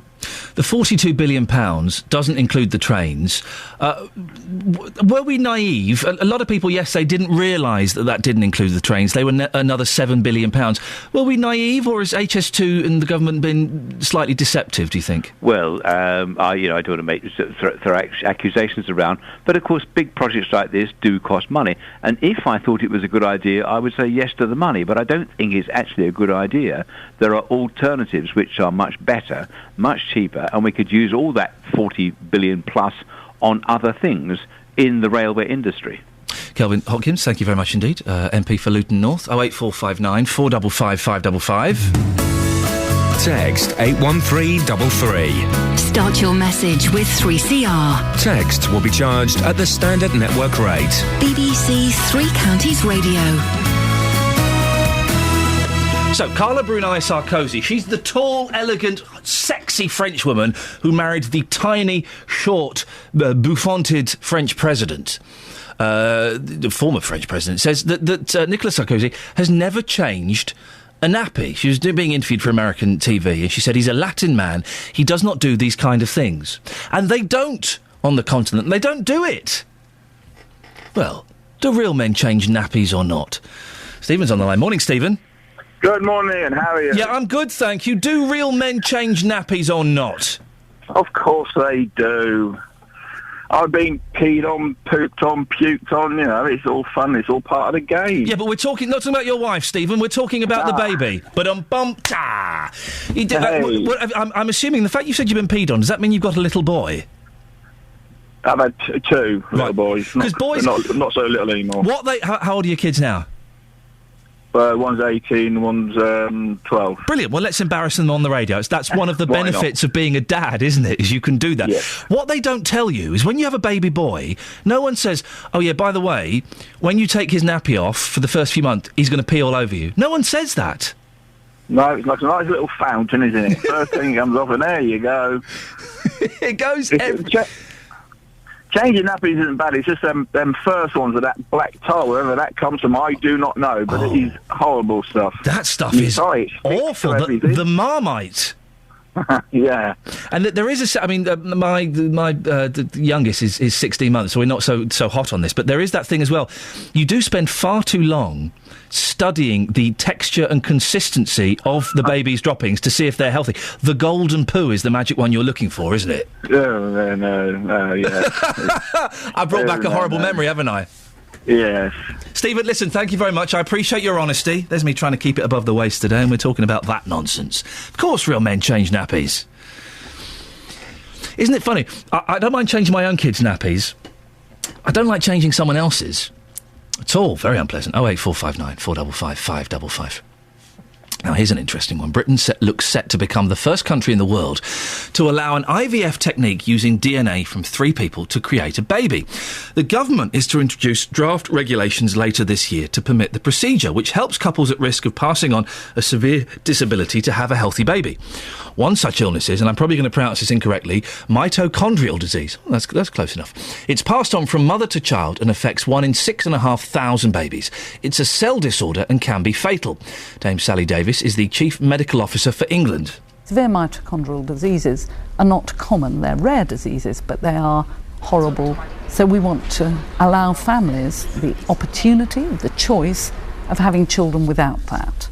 The mitochondria can be described as the energy factories of cells. The new technique is being pioneered by scientists at Newcastle University and replaces the damaged mitochondria with healthy donor DNA.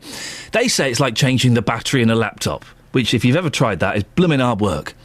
Dr. Shukrat Mitalepov from the Oregon Health and Science University in the United States says it could stop the disease being passed to future generations. We cannot help to the children that have been already born, even though we're working towards it. But at least these families could have next child and should be completely healthy.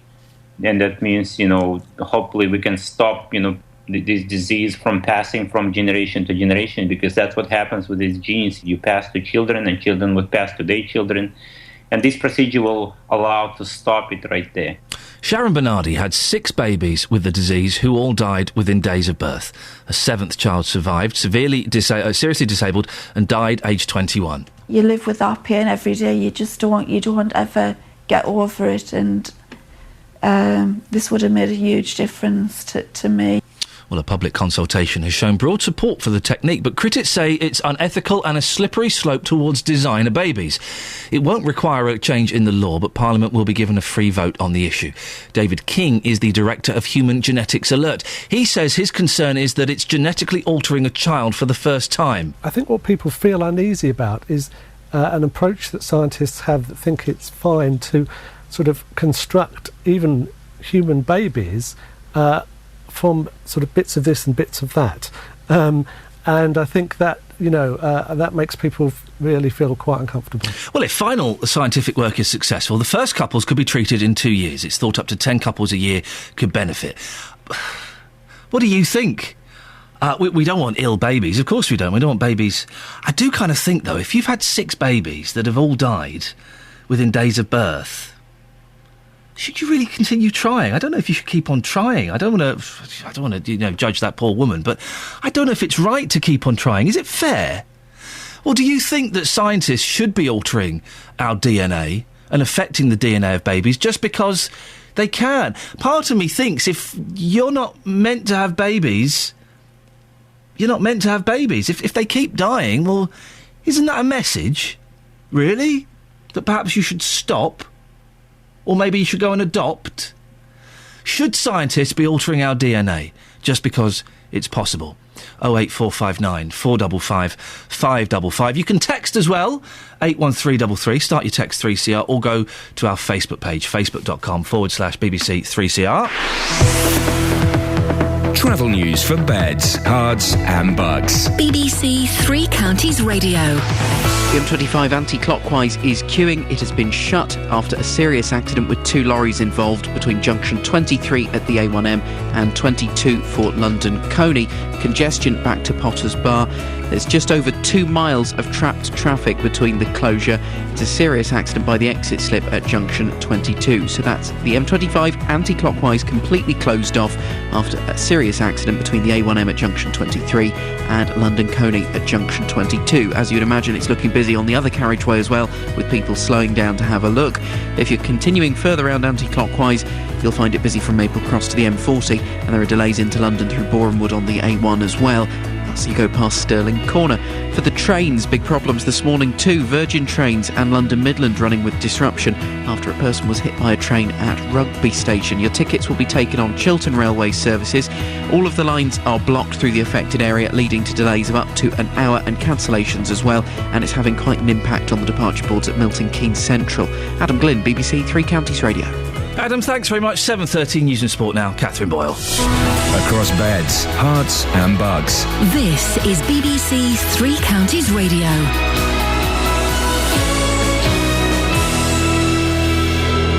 Good morning, it's 7:30. A 42-year-old man's been arrested on suspicion of murder following the death of Daryl Farnham, who was shot with a crossbow in Aylesbury on Sunday. The government's backing a new form of IVF treatment which would see babies born with 3 biological parents. And Hertfordshire County Council's turned down the government's request of a contribution of £1 million to upgrade the A14, part of which will become a toll road. Three Counties Sports. BBC Three Counties Radio.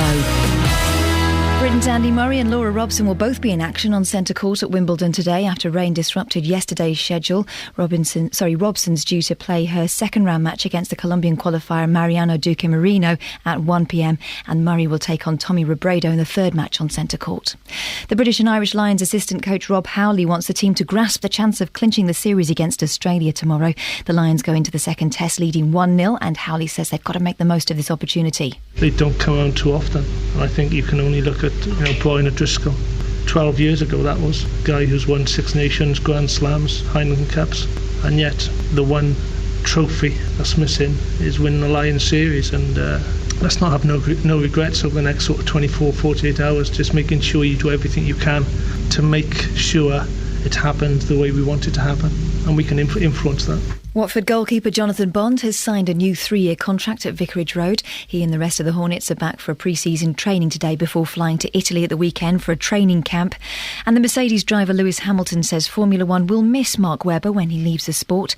The Buckinghamshire-based Red Bull driver announced his decision yesterday. Here's Lewis Hamilton's reaction. Mark is very blunt, and he's always got something to say, which is great to, and he's always straight with everyone, he never holds anything back. He's a great driver, a real gentleman, and not really surprised by his decision. But, he's had a good run in Formula One, and he's done a lot for the sport and also for the safety with the GPDA, so we're all going to miss him, but I wish him all the best for the future. And that's your latest news and sport. I'll be back with more at 8 o'clock. Across beds, hearts and bucks. This is Iain Lee. BBC Three Counties Radio. Coming up, a little bit of Wimbledon and a bit of street art being dropped around Milton Keynes this weekend. Want some free art? Well, it's happening in Milton Keynes. You can grab it. But before that, we were talking about the IVF treatment, or the DNA, the kind of the touching up. I can't think of the appropriate. That's not the appropriate word. We'll be touching up DNA. We do anyway. A little bit of chemistry work on the DNA there, where it'll allow a third parent, in inverted commas, to be involved to weed out certain diseases. Well, Tim from Bromham has texted him. I'm sorry, but if you've got to the point of needing IVF, then shouldn't you realise that nature is trying to tell you something? We can just read that again. I'm sorry, but if you've got to the point of needing IVF, then shouldn't you realise nature is trying to tell you something? Is he being a bit harsh there, or does he have a fair point? 08459 455 555. I'd love to hear your opinion on that. Wimbledon? Wimbledon? It still doesn't work. An hour later. Tense atmosphere on the court, grunts, all kinds of elitism. Lots of things have been discussed about Wimbledon this week. There we go. And despite my lack of interest in the game, our sports correspondent, Justin Dealey, challenged me to a game, didn't you, Justin? Morning, boss. You well? I'm well, thank you, Justin. Yes, good. You're off on a week's holiday next week. Yes, I am. Looking forward to it. Where are you going? Whoa, we're going to Ibiza. And are you going to have a good time? Yes.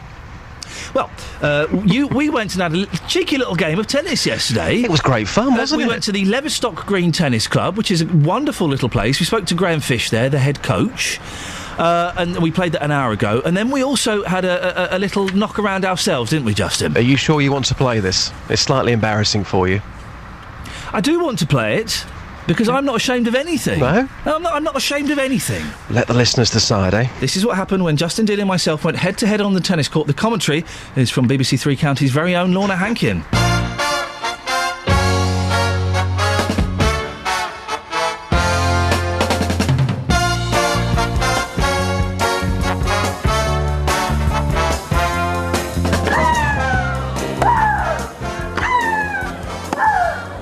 So we're about to play. This is Wimbledon Off 2013 at Leverstock Green in Hemel Hempstead Tennis Club. We've got Justin Dealey sporting a grey hoodie, jeans and shoes, and Iain Lee also in jeans and shoes and a nice brown shirt. Corduroy shirt, yes. Corduroy. It doesn't matter what we're wearing, it's the skills. OK. And we're going to do the toss now to see who is going to serve. What? We're going to toss a coin. OK, right, here we go. So, heads or tails? Heads. This is for serving. Yep. Right, OK. It's tails, which means that I serve. Best of one game. Whoever wins this buys breakfast. What? Yeah. What? Graham, any last bits of advice for me? I would say play better than you just did there. Oh, thanks, mate. Cheers. All right, Lorna, you do the commentary. OK, so it's Justin Dealey to serve. He's walking up to the back line now. He's looking like he's been practising a little bit. The tension, you can feel it here in the stadium. And first serve, and it's in. And Iain Lee has returned it, and it's out. 15-love to Justin. I don't know my own strength, that's the problem. Here we go. Justin to serve. It's in. And the return was better this time. It's a good return from Iain there. And Justin's return. Oh, a brilliant volley from Iain. And back again from Justin. There's a rally going on. Oh, it's hit the net there from Iain. It's putting me off. Sorry. For goodness sakes. Can't focus. 30-love to Justin.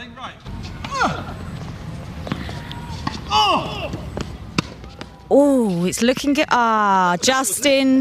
Justin's return there was out. Definitely out. 30-15. 30-15 to Justin. Get back to the line, you cheat. Oh, they're arguing now. How so? Oh, I was going to say that was a brilliant return, but that was also out. I'm absolutely shattered. Serving for breakfast. Match point. Match point for Justin. It's a good serve. It's in there. Ian's made a brilliant return. Oh, Justin, that was an excellent point there for the game. Justin Dealey wins it. Iain, how are you feeling?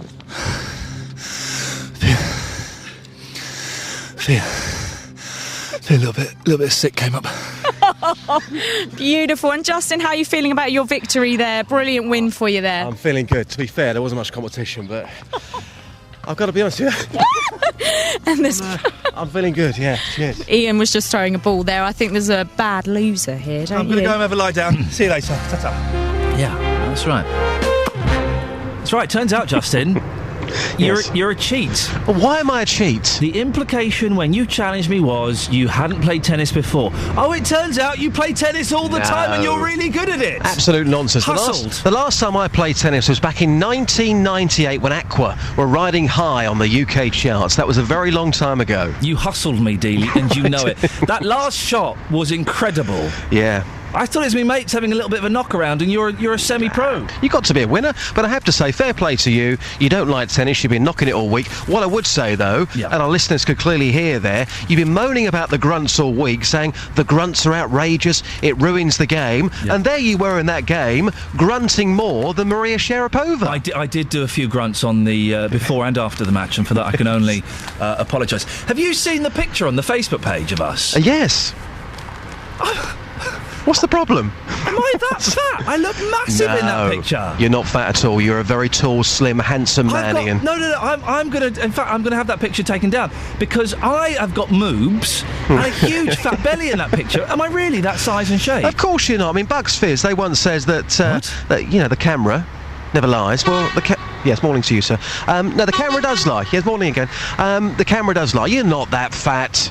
You looked good on the court yesterday, but I think we didn't take it too seriously. I mean, obviously we were grunting, but you turned up, Ian, to be fair. You were wearing your best shirt to play a game of tennis. Not a particularly good look. I was wearing a hoodie and a vest top. There may be the reason why you lost that game. Just saying. OK, Justin, well, it's been a real pleasure being hustled by you. Are we talking to you again later on today? Yes, we're talking nappies a bit later on. From Wimbledon to nappies, Nicola Sarkozy says that he doesn't change nappies. You've been talking about that. Yep. I'm going to be going to get some opinions from men and women. And what he's saying is that totally outrageous. You'll find out more after 8. I bet you have never changed a nappy in your life, have you? And cousins or nieces or friends, babies or anything like that? No, I've never changed a nappy in my life. However, obviously I want to have children in the next couple of years, I would say. Okay. And when that does happen, I certainly will be changing nappies. I don't understand how a man can say, it's not for me, I'm a real man, I don't change nappies. It's not 1970, it's 2013. When you come back from your holiday, how about we find a baby and sell it to you? No, no. We find a baby, you change a baby's nappy on air. This is getting weirder. Last week a tandem, this week Wimbledon. Can we do it? And in a couple of weeks' time, yeah, why not, actually? Yeah, just for research purposes, I will do that for you. Okay, when you come back, we will find... And by the way, if you're a parent of a baby and you trust Justin Dealey to change your baby's nappy, do get in touch with us now and we'll sort that out. You can change a nappy live on air. I look forward to it. Justin Dealey, thank you very much. Serious about that. That could be fun.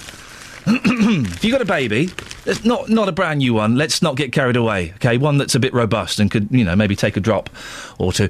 Do get in touch if you'd like Justin Dealey to come and change your baby's nappy live on air. BBC Three Counties Radio, at least third for news. Send me an email, ian.lee, IAIN.LEE, at bbc.co.uk, and we will get that sorted out. Why, I don't know, but could be fun. Front pages in the newspapers, the Daily Telegraph. Oh, brilliant. Millions face higher taxes to cut the deficit. Oh, fantastic. More than 5 million middle-class workers could face stealth tax rises of £600 each after the next election to help fill a £25 billion black hole in the government's finances. A £25 billion black hole? Don't do HS2! That would fill that black hole twice! Surgeons with high death rate named. Surgeons with high death rates have been named by the NHS in statistics which show some doctors' mortality figures are up to 14 times the national average. One surgeon's figures reveal that nearly 1 in 3 people he treated for a particular type of operation ended up dying. And no sex, please. This is all on the front page of the Telegraph. No sex, please. We're wives and husbands. The word husband will in future be applied to women, while a wife could be a man. What? The government has decided civil servants have overruled the Oxford English Dictionary and hundreds of years of common usage by abolishing the traditional meaning of the words for spouse. All that's about. The Independent, the story we're talking about this morning. The moment science took control of our genetic inheritance, Britain is set to become the first country in the world to allow a controversial IVF technique that produces embryos with DNA from 3 people in an attempt to rid the diseases. Well, we had the text from Tim who said, I'm sorry, but if you've got to the point of needing IVF, then shouldn't you realise that nature is telling you something? I was asking if that's a little bit harsh. April has emailed in. I'm of the same opinion as your texter. If you've got to the point where you need IVF, then nature is telling you something. Going against this can only mean troubles for the human species. Is that a bit harsh? I know people have had babies with IVF. I don't quite know. I don't quite know what my thoughts are on that. 08459 455 555 if you want to give us a call. The Guardian. A lady... Oh, look, Serena Williams may play Andy Murray in a match to compare men and women's skills on court. Possibly staged in the home of international tennis, Las Vegas. Green light for babies with 3 parents. UK would be the first to allow technique to prevent killer illnesses in children. And Glastonbury's on the front page of the Times. I really just don't see the point of that. Sleeping in a muddy field with a load of hippies tripping on LSD. No, I don't. I really don't. Not in the slightest. Britain faces blackout, says the Times. Businesses will be paid to switch off power so lights stay on in the nation's homes. Shops and factories will be paid to ration electricity to avoid nationwide power blackouts. How many shops, how many council offices do you drive by at night and they've got all the lights on? They're always doing that. Switch them off. Stop banging on at us to save save electricity, switch off council buildings, police stations, shops. Switch off your lights at night time, for goodness sakes. Really is such a waste, isn't it? It's one of the things that annoys me. We get all these people say, oh, you've got to switch off your lights. Oh, no, don't switch off your lights when you're at home, please. And then the businesses, councils, they always leave their lights on. It's so annoying. Police stations with their lights on at night time. 08459 455 555 is the telephone number if you want to give us a call to talk about that. It's very annoying, isn't it? I'm going to have a little rant now. Council offices that leave their lights on at night time while you drive around and we're being encouraged to turn off all our lights. It's ridiculous, isn't it? 08459 455 555 is the telephone number. Well, in that story, the Energy Minister, Michael Fallon, says he's confident that the lights won't go out. Let's have a little listen to what he has to say. The latest assessment has shown that the position is slightly worse than the previous assessment last year, and the regulator Ofgem has got to make sure, with all the tools at its disposal, bringing some mothball plant back in action, back online, with all the tools it's got at its disposal, it's got to make sure that the lights stay on, and they will. Will they? Are you sure? Let's get some candles, shall we, just in case? Travel news for beds, cards and bugs. BBC Three Counties Radio. M25 anti-clockwise, you've got queuing traffic. The road has been closed after a serious accident with 2 lorries involved between junction 23 at the A1M and 22 at London Coney and St Albans, the A1081 junction. So that's the anti-clockwise side of the M25 totally shut between junction 23 and 22. Congestion back to Potters Bar already at junction 24. Anti-clockwise further round, Chorleywood to the M40 is looking slow. Clockwise, very busy past the scene of the accident, so near to junction 22. Driving into London, Boreham Wood, the A1 is queuing southbound at Stirling Corner. You've got disruption for Virgin Trains and London Midland services this morning, running to and from Euston off toward Stafford and Stoke-on-Trent and Birmingham New Street. This is after a person was hit by a train at Rugby. And it's looking like delays of about at least an hour and cancellations on the departure boards, especially through Milton Keynes. Adam Glynn, BBC Three Counties Radio. Adam, thanks very much. Right, 7:47 exactly. It's Friday the 28th of June. I'm Iain Lee. These are your headlines on BBC Three Counties Radio. A 42-year-old man has been arrested on suspicion of murder following the death of Daryl Farnham, who was shot with a crossbow in Aylesbury on Sunday. Hertfordshire County Council has turned down the government's request of a contribution of £1 million to upgrade the A14, part of which will become a toll road. In sport, the British number 1, Laura Robson, is first up on Wimbledon's centre court today at 1pm. Andy Murray's on third against Spain's Tommy Robredo. Coming up, my next guest is dropping art all over the country. Huh? We'll find out more before 8 o'clock, but before that, let's get the weather with me. Beds, Hearts and Bucks weather. BBC Three Counties Radio. Well, I say with me, Sarah's turned up. Sarah, I was also, it was my big break. Oh, well, go on then. Let's hear it. Go. Okay, fine. I'll do it. All right. I'm going to. Okay, good. Just, if you butt up, I'll do it. So, your weather today in the three counties, it's going to be cloudy and wet, or as I like to call it, clet. There'll be a top temperature of 17 degrees. It was 13 earlier on in Bedford this morning, and it will warm up a little bit before becoming dark and miserable. We've got rain spreading in from about 9 o'clock this morning across the three counties. It'll be quite heavy as we go through this afternoon and really prolonged as well. Not clearing away until about 8 o'clock this evening. So I think cater for rain for much of the day today. If you're a Wimbledon fan, watch out because there will be disruption to play. Not very pleasant for the spectators there either. That rain, though, once it clears away through this evening and overnight, will leave us with a fine weekend. Do you want to talk about the weekend, Iain? Go on then, sorry, if you insist. Yep, a bit rude, but go on. Do you want to talk about the weekend? Yeah, the weekend's going to be wet, but with a little bit of... It's going to be... Yes, I was getting to that bit. I was getting to that. It will be wet in places, but with areas of dryness and sunshine. So it's going to be dry right the way through the weekend, right across the 3 counties. We'll have a fairly cloudy start tomorrow morning, but the sun thinning and breaking, coming through the cloud as we go through the afternoon as that cloud thins and breaks. Top temperature tomorrow, 19, perhaps 20 Celsius.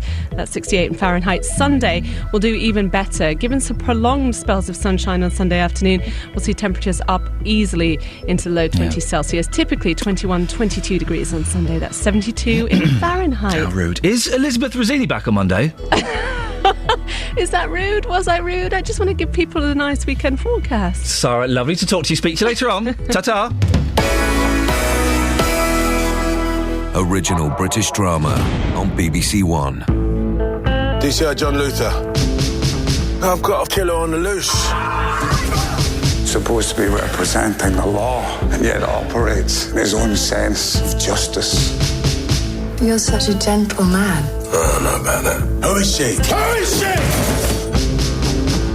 If you take me down, I'll take you down even harder. Luther returns Tuesday night at 9 on BBC One and BBC One HD. Yeah, or you can listen to the radio. I'm just saying, you have an option. There is TV, we know that. Or you can listen to the radio, which is what we're doing. Now, my next guest I spotted on Twitter.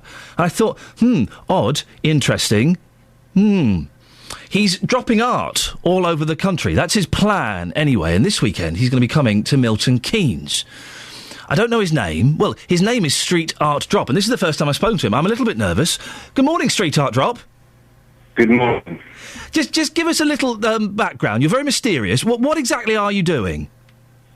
Well, it's unique abstract art, just dropped town, city, near street signs for people to take absolutely free. There's messages on the back.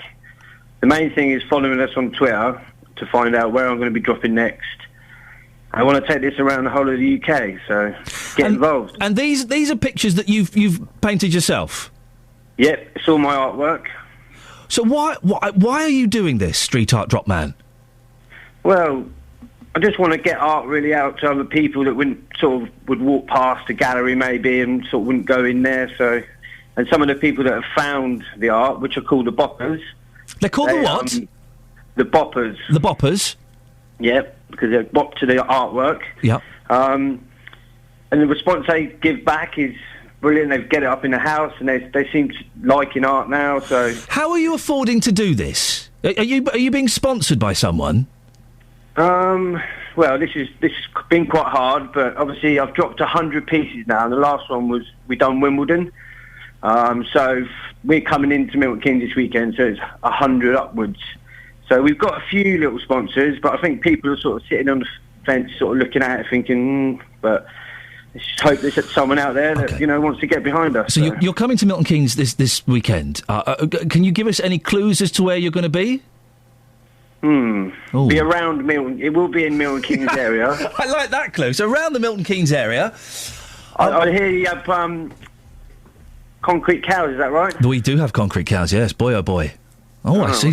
Okay. So there's a little sneaky clue there, and I genuinely think this is brilliant. I'll tell you why I think this is brilliant, because it's very rare you get somebody doing something for free, and just for the sake of doing something. And this is what I've got. I've been following you on Twitter, although I have closed my Twitter for a little while, but I've been following you on Twitter, and you seem to be doing this just for the genuine love of sharing a little bit of art. Is that right? That's right, definitely, yeah. And is right. Is it just you, or have you got a team?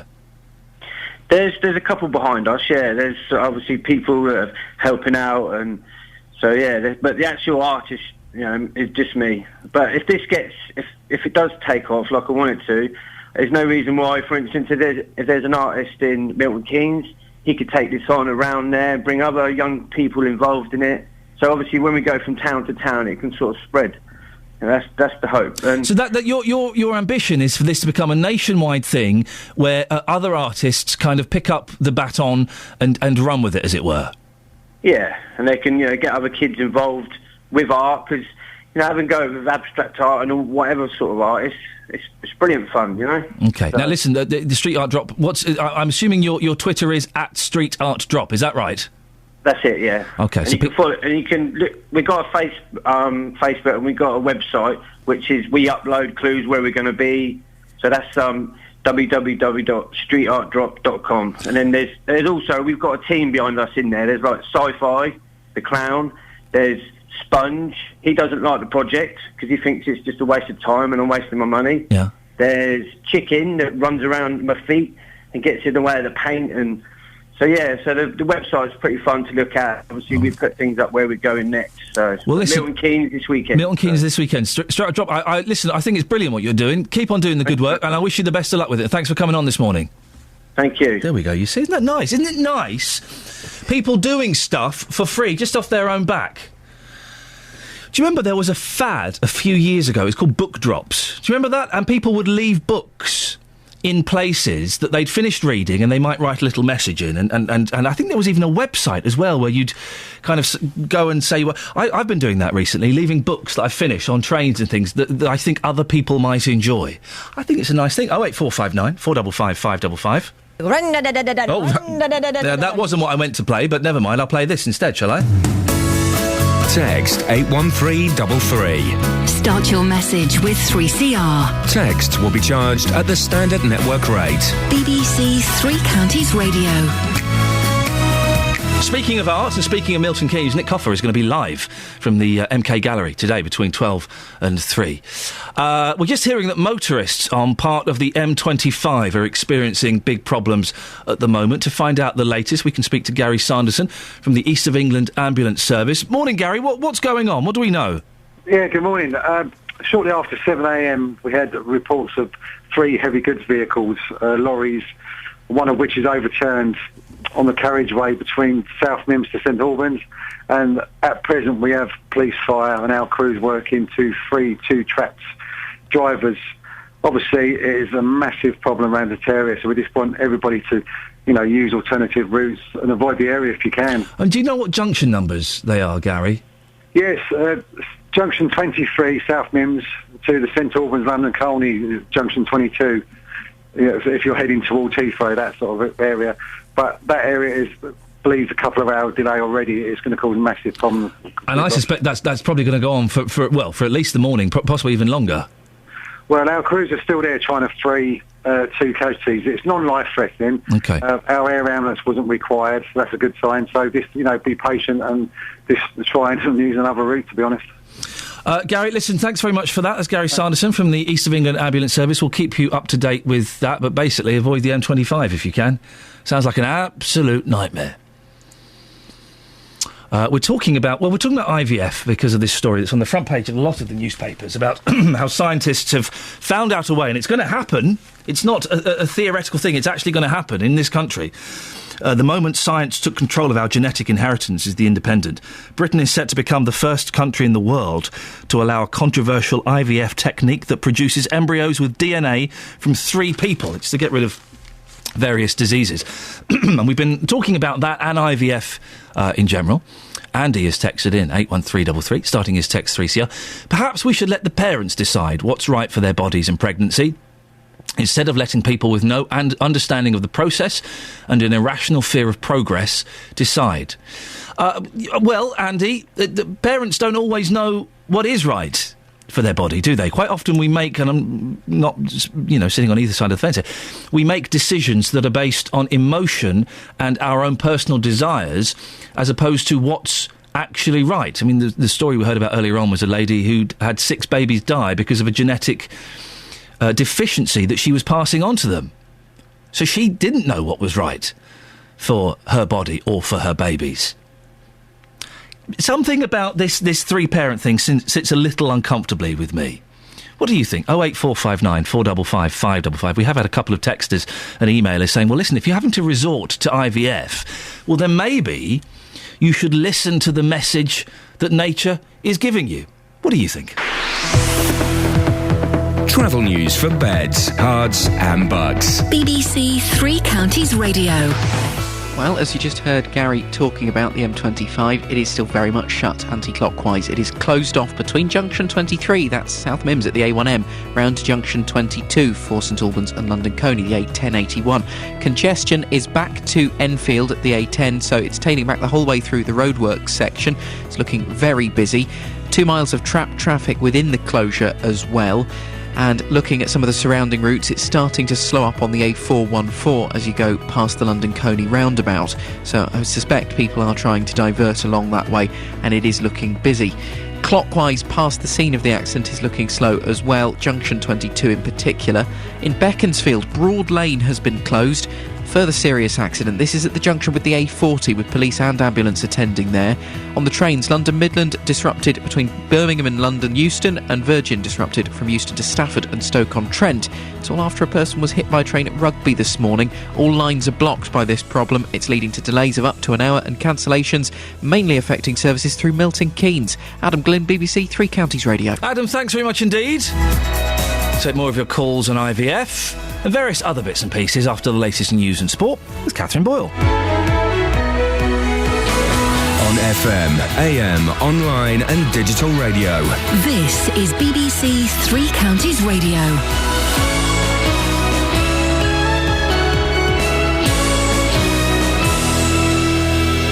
Good morning, it's 8 o'clock. The headlines: 3 lorry collision on the M25, 2 more arrests after Aylesbury crossbow murder, and Herts Council refuses to make A14 contribution. BBC Three Counties Radio. Motorists are being advised to avoid the M25 anti-clockwise this morning. It's been closed between junctions 23 and 22 after an accident involving 3 lorries. The emergency services are working to free the drivers, but it's thought no one's been seriously injured. Diversions are in place, with traffic being taken off via the A1M and asked to follow the hollow square symbol. Traffic is currently tailing back to Potter's Bar. We'll bring you more on this as soon as we have it. A 42-year-old man's been arrested on suspicion of murder following the crossbow shooting of Daryl Farnham in Aylesbury. A 36-year-old woman's also being held on suspicion of assisting an offender following Sunday's incident in Belgrave Road. 2 other people arrested earlier this week are due to answer bail today. The funeral of a man who died when a cherry picker fell onto the hard shoulder of the M25 is due to take place today. 29-year-old Richard Jaeger Fozzard was killed on June the 5th. He'd been working on a yard next to the motorway. An investigation is underway. Performance figures for individual surgeons have been published for the first time by the NHS. Patients will be able to see how many operations they've performed in the past year and how they compare with others. Mr David Rue from the Association of Surgeons of Great Britain and Ireland backs the scheme. It offers huge opportunities for openness, for better information for patients, and in fact better information, of course, for hospitals and for surgical units and for surgeons themselves, so that practice can be improved, and I think that has to be a good thing. Hertfordshire County Council is refusing to contribute to the cost of one of the major road projects announced yesterday in the government spending review. £1.5 billion have been given to upgrade the A14 in Cambridgeshire, which would see the Huntingdon to Cambridge stretch become a toll road. Hertfordshire County Council was asked to put £1 million into the project, but declined. Thousands of people have descended on the village of Pilton in Somerset for the UK's biggest music festival, Glastonbury, which gets underway in earnest today. The Rolling Stones are headlining the event after more than 20 years of turning down the chance to appear. The band's guitarist Keith Richards explained why they finally said yes. It's been on the sort of list of of tours and stuff, and for one reason or another we never coincided. I know, like a black hole in space or something, but in we go this time. In sport, the men's world number 1 Novak Djokovic is through to the 3rd round of Wimbledon after beating the American Bobby Reynolds in straight sets as rain disrupted the 4th day. British number 1 Laura Robson couldn't get on court for a second round match, and she's first on centre court today at 1 p.m, weather permitting. Andy Murray will play Tommy Robredo in the 3rd match on centre. The weather, cloudy and wet for most of the day with a top temperature of 17 degrees Celsius, that's 63 Fahrenheit. Get the latest news and sport online at bbc.co.uk/3 counties. So while we are not taking this very serious story about the IVF treatment seriously, there are chances that a third parent could be involved in the creation of a child. I've already voted for Timmy Mallet. He's mine. He's the third part of our ménage à trois. Who would yours be, Catherine? Have you thought about it now? Well, at first I thought Elton John, but that's a selfish decision. Yes. And my husband would not approve, as Elton John is famously aligned to Watford Football Club, and my husband is a hatter. Yes. So then I thought, let's do something that we both like. Let's have someone involved that we both love. Dog the Bounty Hunter. Your child is going to have very strong hair. Oh, yeah, brah. Oh, dear, oh, dear.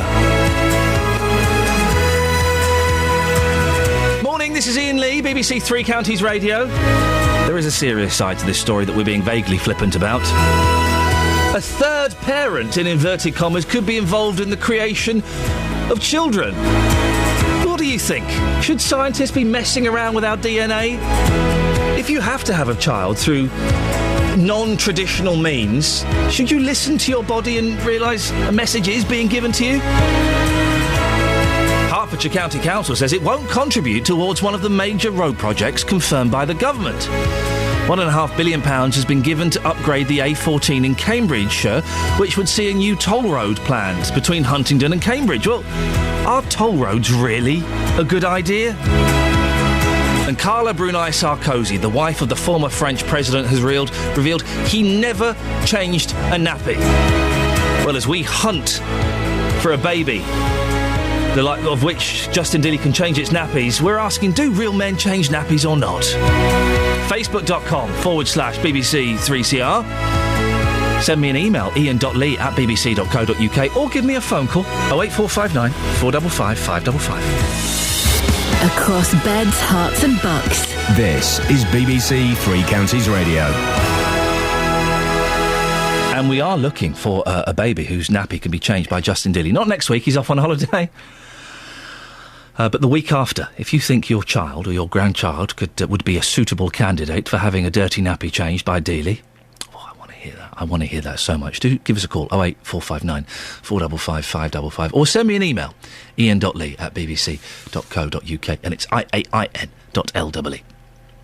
Britain looks set to become the first country in the world to allow an IVF technique using DNA from 3 people to create a baby. The government is to introduce draft regulations later this year to permit the procedure, which helps couples at risk of passing on a severe disability to have a healthy baby. One such illness is mitochondrial disease. It's passed on from mother to child and affects 1 in 6,500 babies. It's a cell disorder and it can be fatal. Dame Sally Davis is the Chief Medical Officer for England. Severe mitochondrial diseases are not common. They're rare diseases, but they are horrible. So we want to allow families the opportunity, the choice of having children without that. Sharon Bernardi had 6 babies with the disease who all died within days of birth. A 7th child survived, seriously disabled, and died aged 21. You live with that pain every day. You don't ever get over it, and this would have made a huge difference to me. Well, a public consultation has shown broad support for the technique, but critics say it's unethical and a slippery slope towards designer babies. What do you think? Scientists messing with the DNA of babies, getting a third person involved to kind of clean out any impurities. Hang on a minute, I've heard that before. 08459 455 555. Josephine Quintavalli is from Comment on Reproductive Ethics. Josephine, what's your take on this? Josephine, I got you on the wrong thing. Josephine, I've got you now. What's your take on this? Do you support this idea? One thing I support is trying to cure disease, and I think that's really important.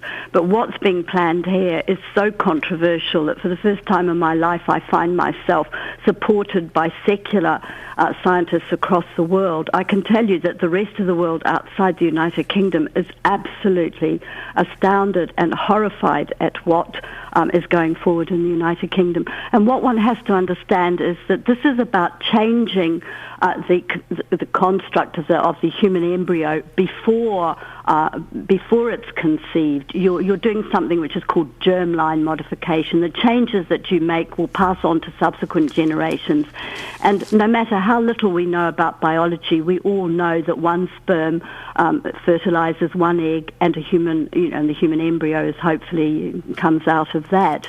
You don't use genetic material from 3 people. So it's not just, oh dear, 3 people, how exciting. You have to think about the consequences of this. And we would never know unless you experimented on children. And the changes that you made to those building blocks of life would pass on to subsequent generations.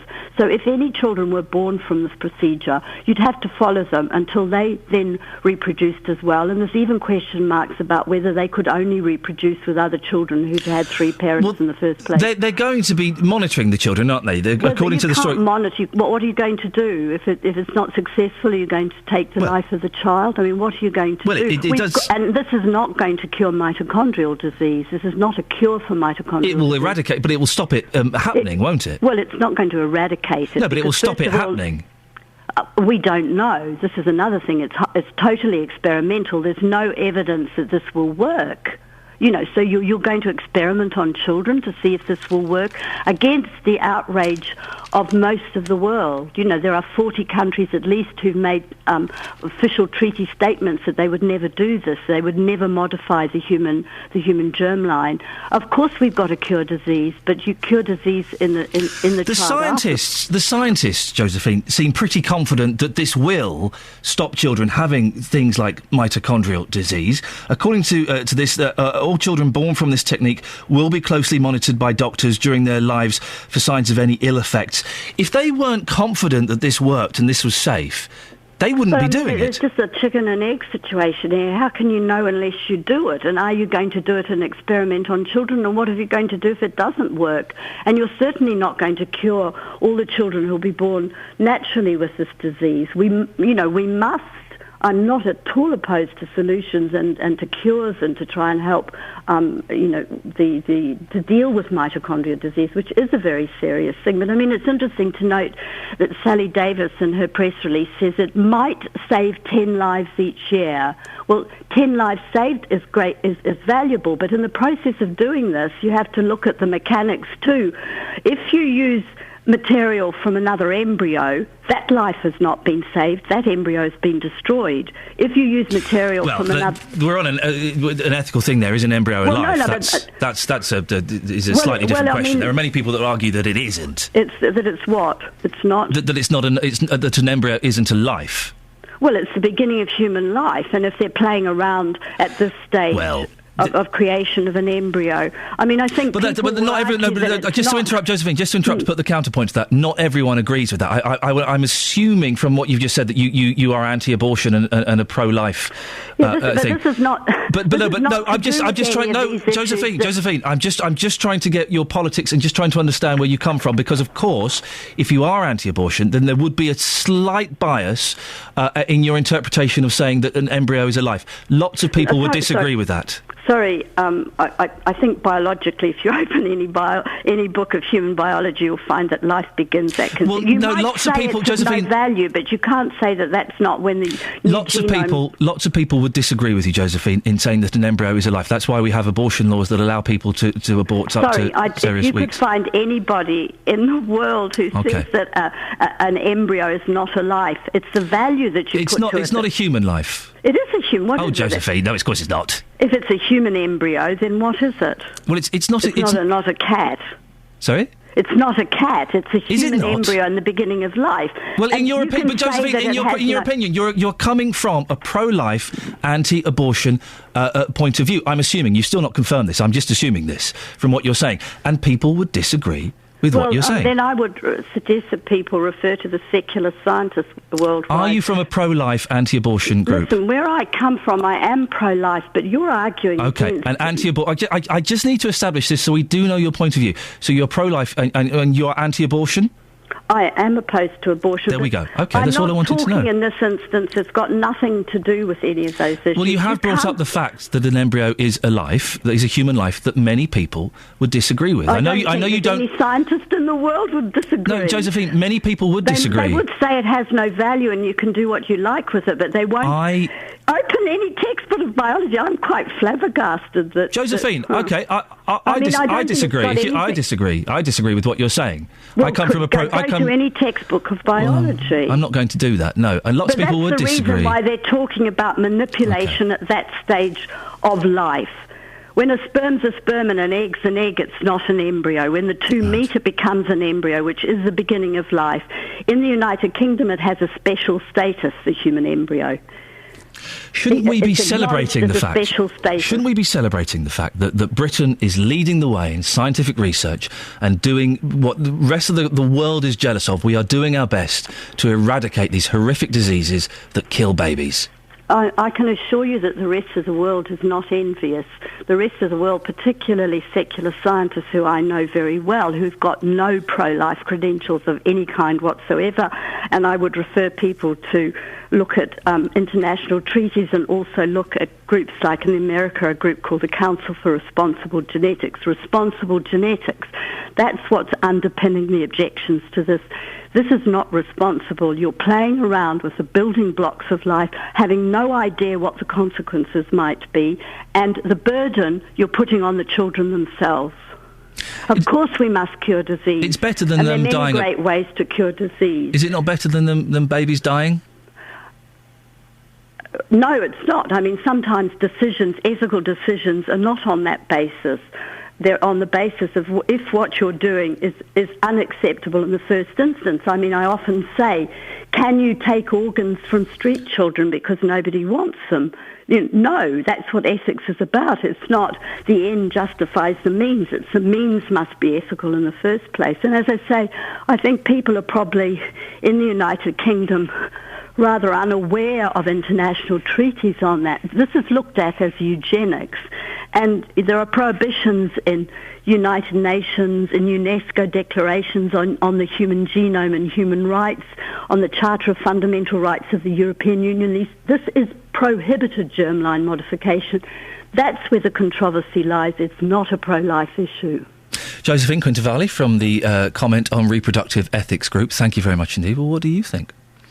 08459 455 555. There was a little bit of sidetracking there, but that was quite interesting, I thought, so I went with it. What do you think? Do you think this is a good idea or a bad idea?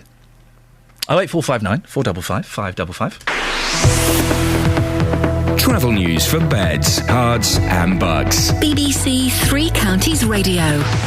Major problems on the M25 this morning. Anti-clockwise, it has been closed following a serious accident with 2 lorries involved. It's shut between junction 23 for the A1M around South Mimms and junction 22 for St Albans and London Colney, the A1081. It's causing congestion all the way back through the roadworks as far as Enfield. Delays of at least an hour. And it's fully shut off and probably will be for a while. About 2 miles of trapped traffic between the closure, and there are delays on the diversion route. The diversion takes you via the hollow square symbol on the road signs along the A1M, the A414, the A1081 and then the B556. All of those routes are looking very slow on the speed sensors.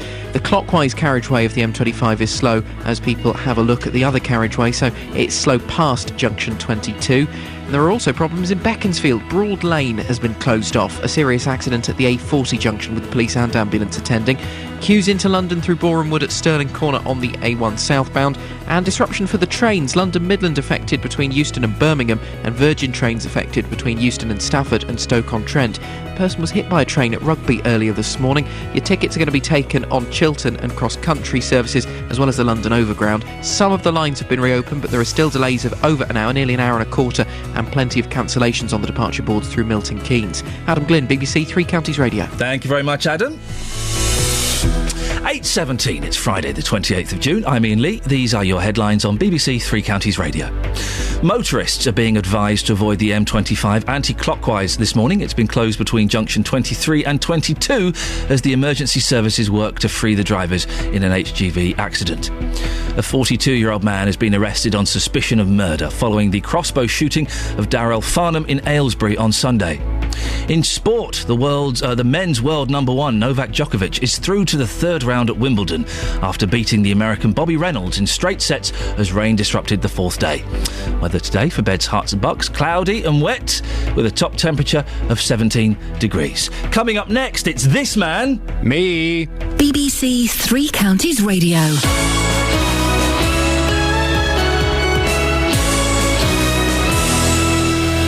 Every weekday from 3, Roberto Perrone. The bosses of a Milton Keynes lorry driver who died after falling asleep at the wheel have been found guilty of manslaughter. With the best local news stories. At the moment, Christmas in Luton is at risk. We'll do our best. We'll work with the business community and other sponsors to fund the Christmas lights. The best local travel. Multi-vehicle crash on the M1 northbound just as you come from the M25. It's going to get busy. 3 cars involved. With the best local talking points. Because I was born female, that was my first sin, if you like, and I don't think I've ever been forgiven for it. Roberto Perrone, weekdays from 3 on BBC Three Counties Radio. My eyesight's excellent. Isn't it? Isn't it just? I can't believe it. I've just been commenting on the fact that Iain can read his news headlines in tiny font from quite a distance. And we had a fun little eye test. Yes, I can't read that at all. That just looks like gobbledygook. I have 30/30 vision. I think that's a thing. What does that mean? Does that mean you can see me naked now? You wish. No, it means I can read something. I can read the number 30 from 30 feet away. I don't know, what does 20/20 vision mean? I've got 30/30. I have no idea. So I'm like 10 and 10 better. I should wear glasses, but they irritate me, so I don't. You look good with glasses, actually. Oh, I've got some upstairs. I have a spectacle chain as well, so I never... What? What are you laughing about? Have you never seen my spectacle chain? No, not it. I've not seen it. Oh. On Monday, I'll bring it. Please do. Yes. It's like a Rastafarian one. It's got Why? What does that mean? Somebody gave it to me. Rastafarians don't wear spectacle chains, do they? Some do. It's Rastafarian beads. What are you laughing at? Well, I don't know what a Rastafarian bead is. Are they red, gold, like and green? Yellow and black and green. Oh, okay, those aren't the colours of Rastafari, but well done. What are the colours? Red, gold, and green. Well, it's like that. I'll show you anyway on Monday.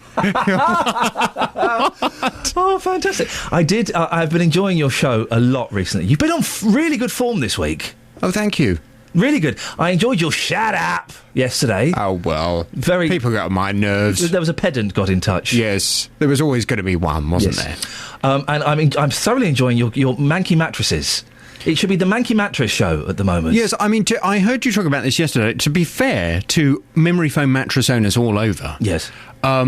We have a number of people, but the problems are different about the They're manky. They're manky mattresses. No, only one of them is manky. Oh. The others they're collapsing. They're collapsing mattresses. There's one man who has a pothole in his mattress. I like the pothole. There's another gentleman as well who is he's a big lad. Yes. And it was one of the most awkward 5 minutes of radio I've heard in a long time. This gentleman's mattress had collapsed slightly, and he was in the studio with you, and I saw him and his wife are rolling out. Yes, of it. Yes, and you had to bring in the discussion of how big he was and how much he weighed, and you handled it very delicately. Thanks very much. It was very, very uncomfortable yet wonderful listening. Well, it's an He was 20 stone. He was 20 stone plus. His wife was a bit bigger. Yes. I mean, it's an unfortunate thing that I've learnt through all the years of dealing. I'll tell you a story. Many years ago, I dealt with a case of a lady who came to my programme, and she said, I bought this sofa, and I've only had it for 3 months, and it's all completely collapsed in the middle. And I thought this was outrageous. So I went to the company, and I'm giving them my full treatment down the phone. I'm saying, this is outrageous. And it went on and on and on. I'm getting more and more irate. I said, this is ridiculous. She's only had it for 3 months. This is absolutely unacceptable. So in the end, I decided to go round to her property to see her and her sofa. And when I arrived, I quickly had a level of sympathy with the company. Because this woman, I mean, I don't think she could have been any bigger if she tried. And she was sitting in the middle of the sofa.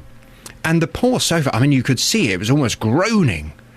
And I had to have a very similar conversation with her and say, unfortunately, sofas are only designed to withstand a normal human being weight.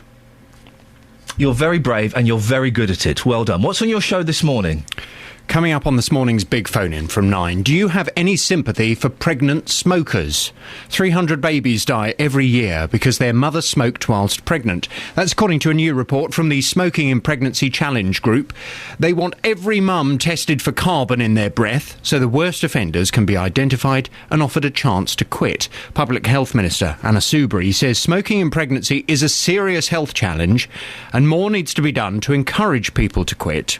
We all know that smoking's bad for you, and smoking whilst pregnant has been frowned upon for years.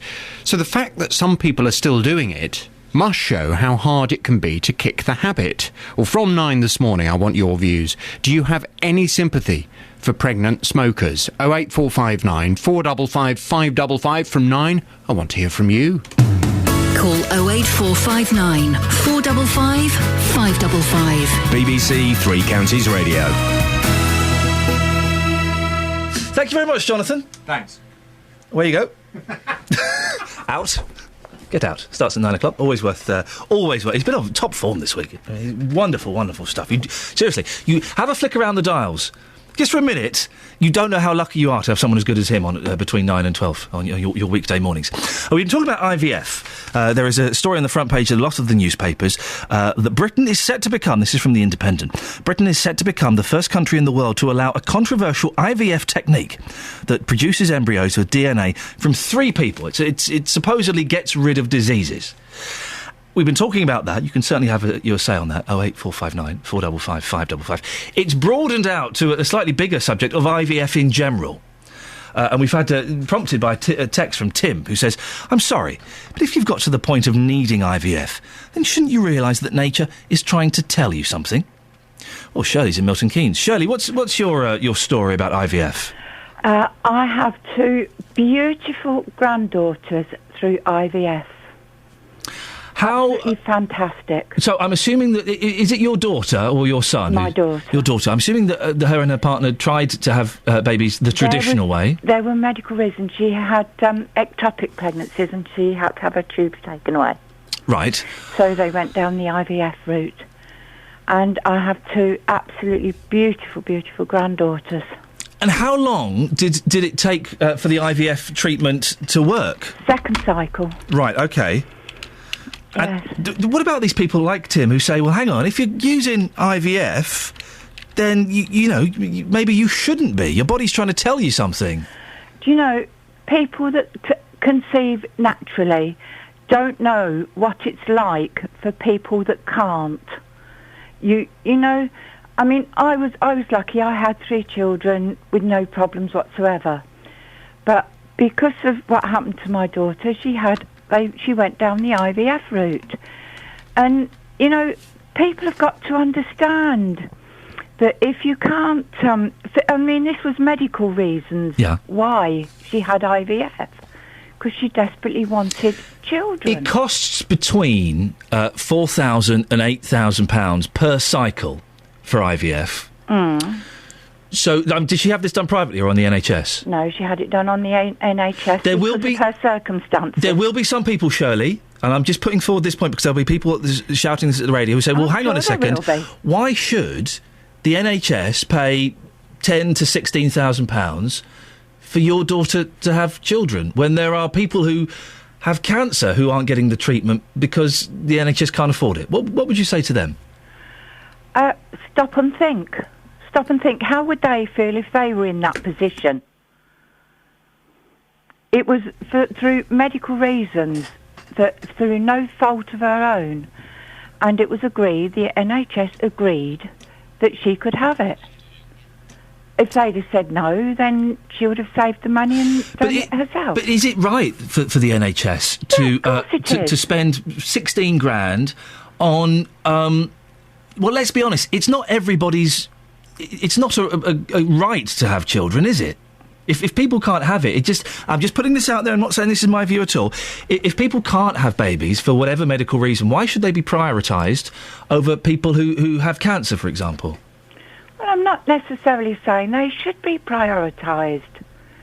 I'm not necessarily saying that. My mum died of cancer. I'm not necessarily saying that they should be prioritised. But there are some people who aren't having cancer treatments in their areas because the drugs can't be afforded. Well, that's the postcode lottery, isn't it? And I don't agree with that either. I don't agree with the postcode lottery. Everybody should be entitled to treatment, no matter what. No matter what the cause is. And how many, supposing it hadn't worked the second time, and we'll get to the good bit in a minute, we'll celebrate your grandchildren in a second. Just final question. Supposing it hadn't worked the second time, how many treatments do you think your daughter should have been given on the NHS? She wouldn't have been given any more. Right, and you'd have been happy with that? You'd have thought that was fair?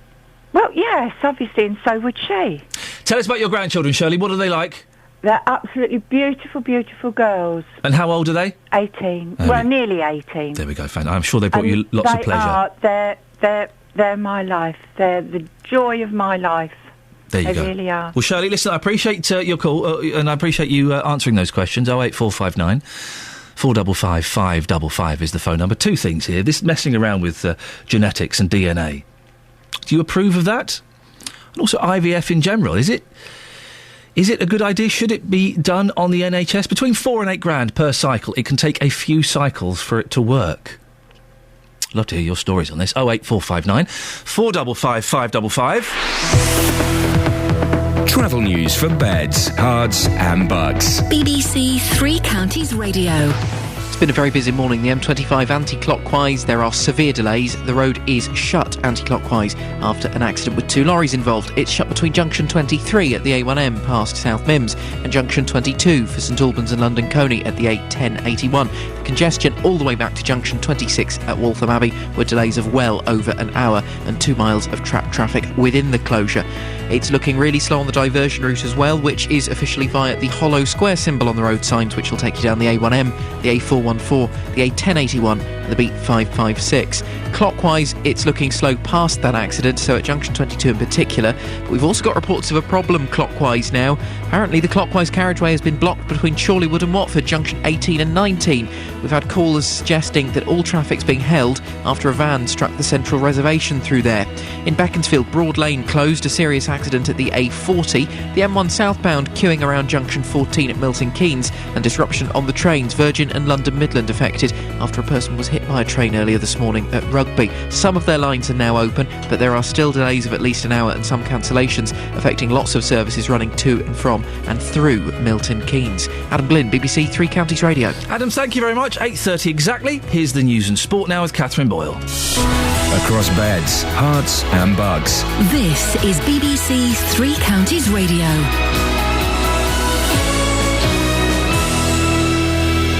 Good morning, it's 8:30. Well, as you just heard, there's serious delays on the M25 this morning. Anti-clockwise, it's been closed between junction 23 and 22 as the emergency services work to free the drivers of 2 lorries which collided at around 7 a.m. A 42-year-old man's been arrested on suspicion of murder following the crossbow shooting of Darryl Farnham in Aylesbury on Sunday. And ministers have backed an IVF technique which uses DNA from 3 people to create a baby, meaning the UK is set to be the first country in the world to allow it. Three Counties Sports. BBC Three Counties Radio. Andy Murray is wary of the threat that his third-round opponent Tommy Robredo he'll face this afternoon at Wimbledon may cause him, if weather permits. Both Roger Federer and Rafael Nadal have suffered upsets this week, and Murray's expecting a tough encounter against the Spanish 32nd seed. He's in fantastic shape mentally. He's very strong, and look, I mean, he's got a lot of experience. He knows how to win, and be a tough match for me. He had quite a few injury problems last year. That's why his ranking dropped, but now that he's fit again, he's working his way back up the rankings and, he'll be in the top 20 in the world very soon. In football, Spain will face Brazil in the final of the Confederations Cup after beating Italy 7-6 in a penalty shootout following a 0-0 draw in the semi-final. Here's Ben Smith. Spain may have edged past Italy by the very narrowest of margins, but all of Brazil is now looking forward to the final they've been dreaming of. Brazil versus Spain at the mythical Maracanã here in Rio on Sunday is the game this football-mad nation has been desperate to see. It will be a chance for Luis Felipe Scolari's young side to test itself against the very best in the shape of the world and European champions, and it will provide a marker of the host chances a year out from the World Cup. Spain will start as favourites, but all of Brazil believes. Back home, Watford goalkeeper Jonathan Bond has signed a new 3-year contract at Vicarage Road. The 20-year-old joined as a youth player and last season featured in both the Championship and FA Cup when first-choice Manuel Almunia was injured. The Hornets are back for pre-season training today before flying off to Italy at the weekend for training camp. Finally, cricket, and New Zealand beat England 1-0 in their 2-match 2020 series after yesterday's game was abandoned. England faced only 2 balls at the Oval because of rain. And that's your latest news and sport. I'll be back with more at 9. There's nothing worse than facing 2 balls at the Oval, is there? Terrible. Across beds, hearts and bucks. This is Iain Lee. It's true. BBC Three Counties Radio. This incident on the M25 looks like it could be going on for a while. Iain, are you stuck on the M25? Yes, indeed I am. Whereabouts are you? Between junction 25 at Enfield and 24 at Potters Bar. How long have you been stuck there for? Now it's about 45 minutes. Ouch. And is anything happening at all? Well, in those 45 minutes, I've moved 1.3 miles. OK. Well, that's... So the delays are a lot longer than the 1 hour they're suggesting. Right, so you think this could go on for quite some time? Oh, indeed. I'm hoping to get off at Potters Bar, turn round and go back to London. But unfortunately, that's going to take ages just to do that. To be honest, you sound, you don't sound as annoyed as perhaps I'd be. You sound quite resigned to the fact you're stuck there. Well, there really isn't a lot of point in getting annoyed. It would certainly help if the advance notice from the Highways Agency, if they were to indicate on the signs the length of the traffic queues. To just say it's closed 23 to 22 is a little bit vague. Do you know what, Ian? You've got a good bugbear of mine. I've been doing a lot of driving on motorways, particularly the M25 and the M1 recently. And the signs they give, they call it the electronic signs that they have. Yeah. They don't give much information at all, and quite often it's wrong. The number of times it said, "Oh, this junction is closed." Junction 3 or whatever is closed, avoid. So I've avoided it. And then a couple of days later it was still closed. I thought, I'm going to go and have a look at this closed junction. It wasn't closed, it was wide open. No, you're right. Quite often the information is out of date. And I had occasion only a couple of weeks ago to phone the Highways Agency on exactly that sort of issue. It could be more up to date, it could be specific, and then, like this morning, much further back, at the M11 or Waltham Abbey, I would have actually turned round and gone back. Ian, I appreciate your time this morning, and yes, those electronic signs on the motorways are a bugbear of mine. Well, the Highways Agency have given us some information. Take it with a pinch of salt if you'd like to, Ian. They say the delays are around 60 minutes over normal journey time. What, really? Traffic is back to junction 25 at Enfield. The road is closed between 22 and 23, but currently they are releasing some trapped traffic. Well, if you're stuck in that, you can give us a call, 08459 455 555, or you can send us a text, 81333, start your text 3CR. Toll roads, are they a good idea? Hertfordshire County Council said it won't contribute towards one of the major road projects confirmed by the government yesterday, despite being asked to. £1.5 billion has been given to upgrade the A14 in Cambridgeshire, which would see a new toll road planned between Huntingdon and Cambridge. Hertfordshire County Council was asked to contribute £1 million towards it, but refused. Well, are toll roads a good idea? Earlier on, I spoke to the East of England director for the Confederation of British Industry, Richard Tunnicliffe, who says in theory they are a good idea. I have a sneaking suspicion my next guest would disagree. Sian Berry is a road and sustainable transport campaigner for Campaign for Better Transport. Sian, what's your take on toll roads? Are they a good idea? We would suggest that not building new roads should be what people should focus on. It seems like the current government are becoming a bit obsessed with just building roads for the sake of it, because they have this kind of belief that roads are good for growth.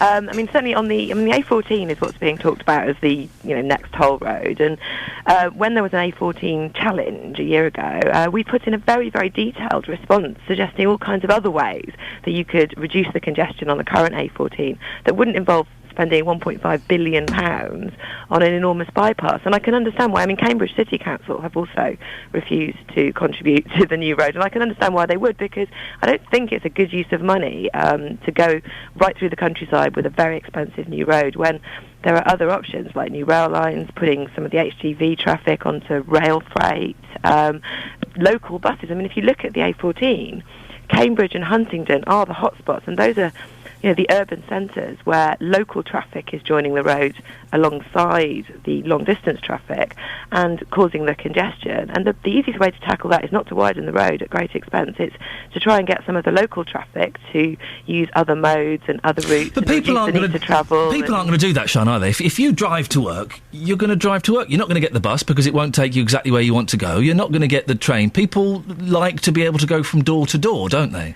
Well, it depends. When you're talking about journeys to work within a town, providing buses, if they're reliable, if they're efficient, if you've got good information, like on the bus stops telling you when the next one's due, or online information you can look up before you leave the house, all those things are, quite commonplace in some towns and cities that have made an effort. And that makes a real difference. You can get lots more people onto the buses and reduce the traffic. And obviously, Cambridge itself is lots of people are cycling in Cambridge, but there's a lot more that could be done to help those people to cycle and get even more people cycling.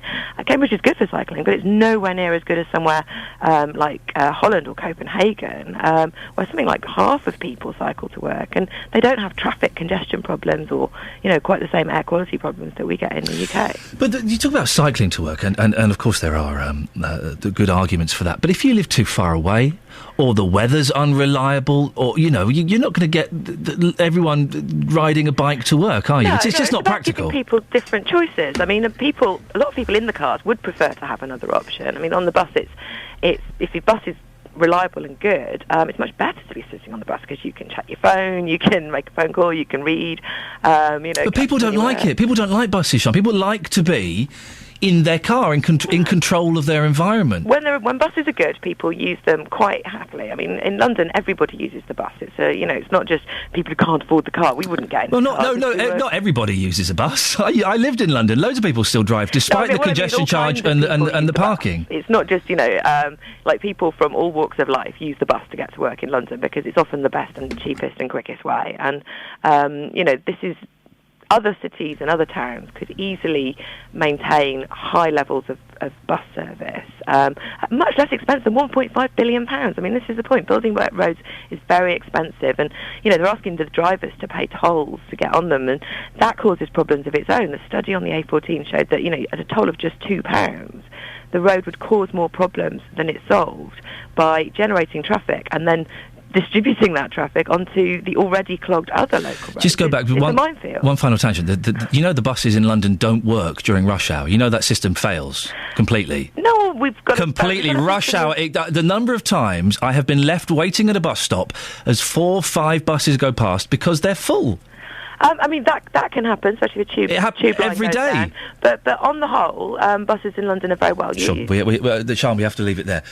Sean Berry, Road and Sustainable Transport Campaign for Better Transport. Just as someone who's used a bus a lot in London when I lived there. Listen, and I like buses. I prefer buses, and I love buses off-peak. You try and get a bus to and from work in London on a rush hour. Good luck with that. Ain't going to happen. Ain't gonna happen. 08459 455 555 is the telephone number. Carla Bruni Sarkozy, the wife of the former French president, has revealed that he's never changed a nappy. Has she got a new album out or something? Oh, yes, she has.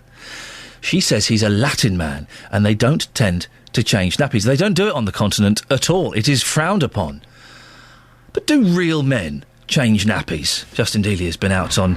Who'd have thought this had been your last Vox before you went away on holiday, Justin? It's an incredible piece of work. That's a fantastic quote there, isn't it? He's a Latin man, so he does not do these kind of things. Yep. What? Changing a nappy? Yeah. Everyday life, if you've got a child, changing a nappy. So what do these Latin men do then, apart from top up their tan? They smoke fags and make love.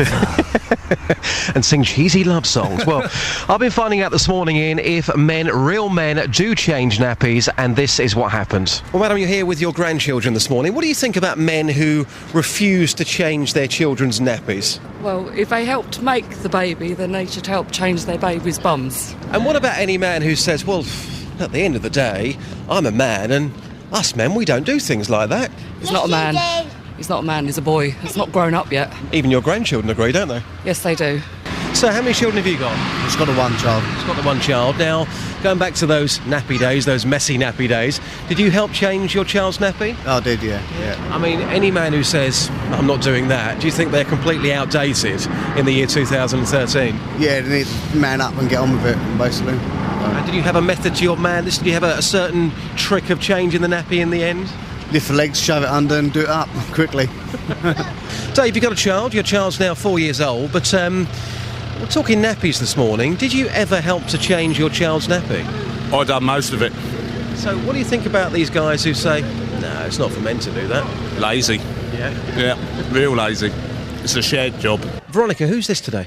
My daughter. And how old is she? She's 2+. 2+. Now, your husband, your partner, did he help change her nappies? Yes. Yeah. Now, if he didn't do that, would you have given him a good slap? Yeah. Well, madam, you've got one child, your daughter, who's 37, but when your daughter was born, your husband, did he help to change the nappy? Yes, he did, yes. It was very good. Was it? And what do you think about these men who say, no, it's not for men to do that, it's for the women, not us? I think they should share the responsibilities. I'm 40+. You are. And that baby, how old's your baby? 2+. I see. Okay, well done. Listen, come on, guys. And there is still... my dad never changed a nappy. You know, that never happened in the 70s and the 80s. And there are still men, Justin, that won't do it. I know. I mean, I was hoping this morning we could have found one of those, but it turns out the people in Luton are clearly responsible parents. The fathers we spoke to said, absolutely, of course I do that. Why wouldn't I? You know, I chose to have a child, and that means being a responsible parent. So certainly the people in Luton are not living back in 1970, which is good to hear. I mean, I do leave the nappy on when it's dirty a little bit longer than perhaps I'm meant to. So there is certainly still the man in you. Well, but then again, you're a good dad, aren't you? You love your children, and if it means changing the nappy, you would do that, no questions asked. I do love my children. If I'm honest, they are really getting on my nerves at the moment. Why? What are they doing? Oh, well, they're just bugging me. Are they? They won't stop bugging me. Stop bugging me. Are your kids into the Monkees by any chance? Yeah, my eldest boy, knows all of the words to Daydream Believer and the Monkees theme. You see, you've got it lucky. Yep. With your children, they will have the Monkees. Yep. And that, of course, is a great education. For my children, they will have no choice but to support Luton Town Football Club. Yep. And I personally feel sorry for them, even though they haven't been born yet. Listen... Oh, man, what a concept. Yeah. And listen, we are putting this out there. Justin Dealey is a man of the people. He doesn't mind getting his hands dirty, literally. He's away next week.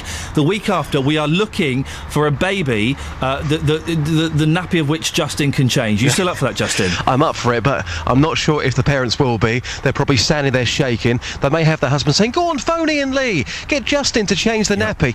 Yeah, maybe not. But no, if somebody comes forward, I tell you right now, Iain, you know me, I'll do anything. I would change a baby's nappy live on air, no problem. Look, I genuinely, thank you, Justin. And have a superb holiday as well for your week off. I genuinely think that would be wonderful. Can we find it? Listen, honestly, he's a good lad. He will look after the child. You'll be there. Don't worry. We're not going to, not going to take it away for the weekend. You'll be there. If you think that you'd like Justin Dealey to change your baby's dirty nappy, do give me a call.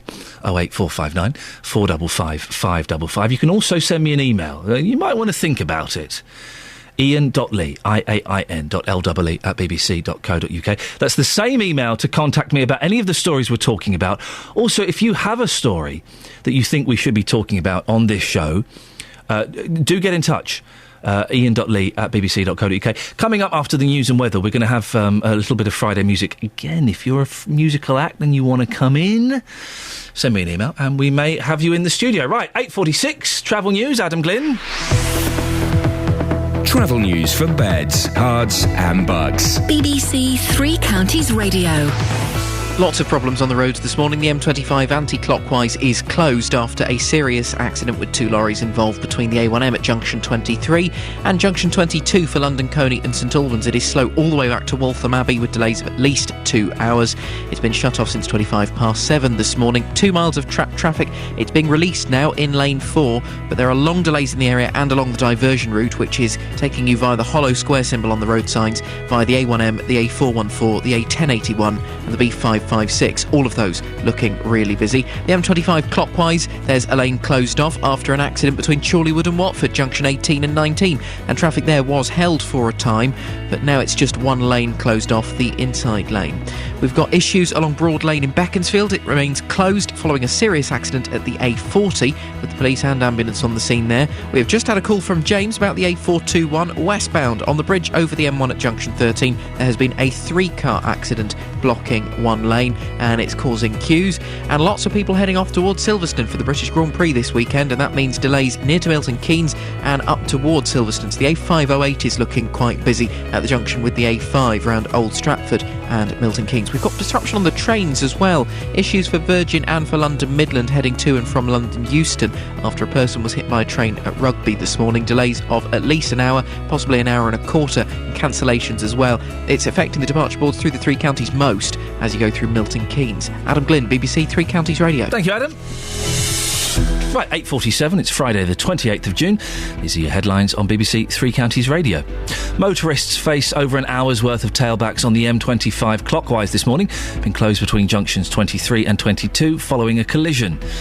A 42-year-old man has been arrested on suspicion of murder following the crossbow shooting of Darryl Farnham in Aylesbury.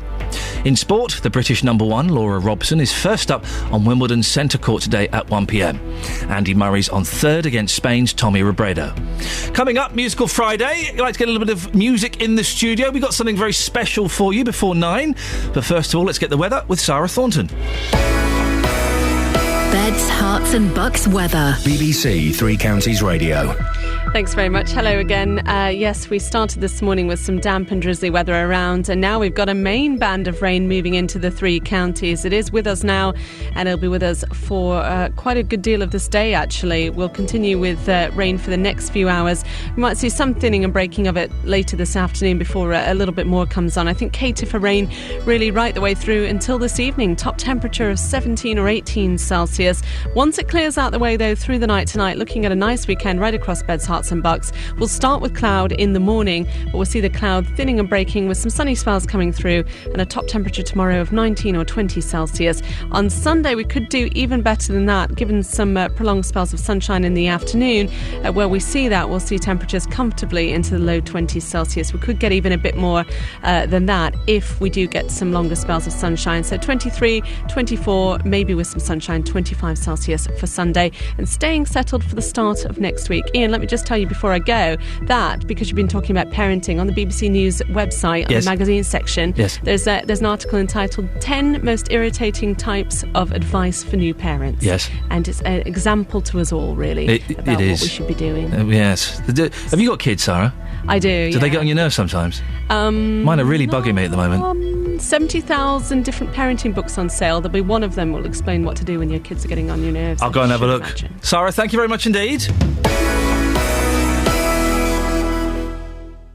If you've got a problem with a company, a council or an organisation, there's one man you should come and speak to. You've got a problem with a mattress, I gather. Tell me all about it without naming any company name. Jonathan Vernon Smith. Well, every time she tried to book, the trip was cancelled because of adverse weather. The JVS show fights for your rights and tackles your consumer problems. Said send the receipt off and you'll get the cheque in the post. If you need our help, I went to speak to the man that runs this golf club. email jvsshow@bbc.co.uk. I'm just very pleased that you've got the money. And we could do the same for you. Thanks ever so much, Jonathan. The JVS show on BBC Three Counties Radio. Now, you'll hear a little bit of noise in the background. Don't worry, you carry on setting up. That's Tom setting up. He's going to play us a song in a minute or two. We'll get to him shortly. Before that, we're talking about HS2.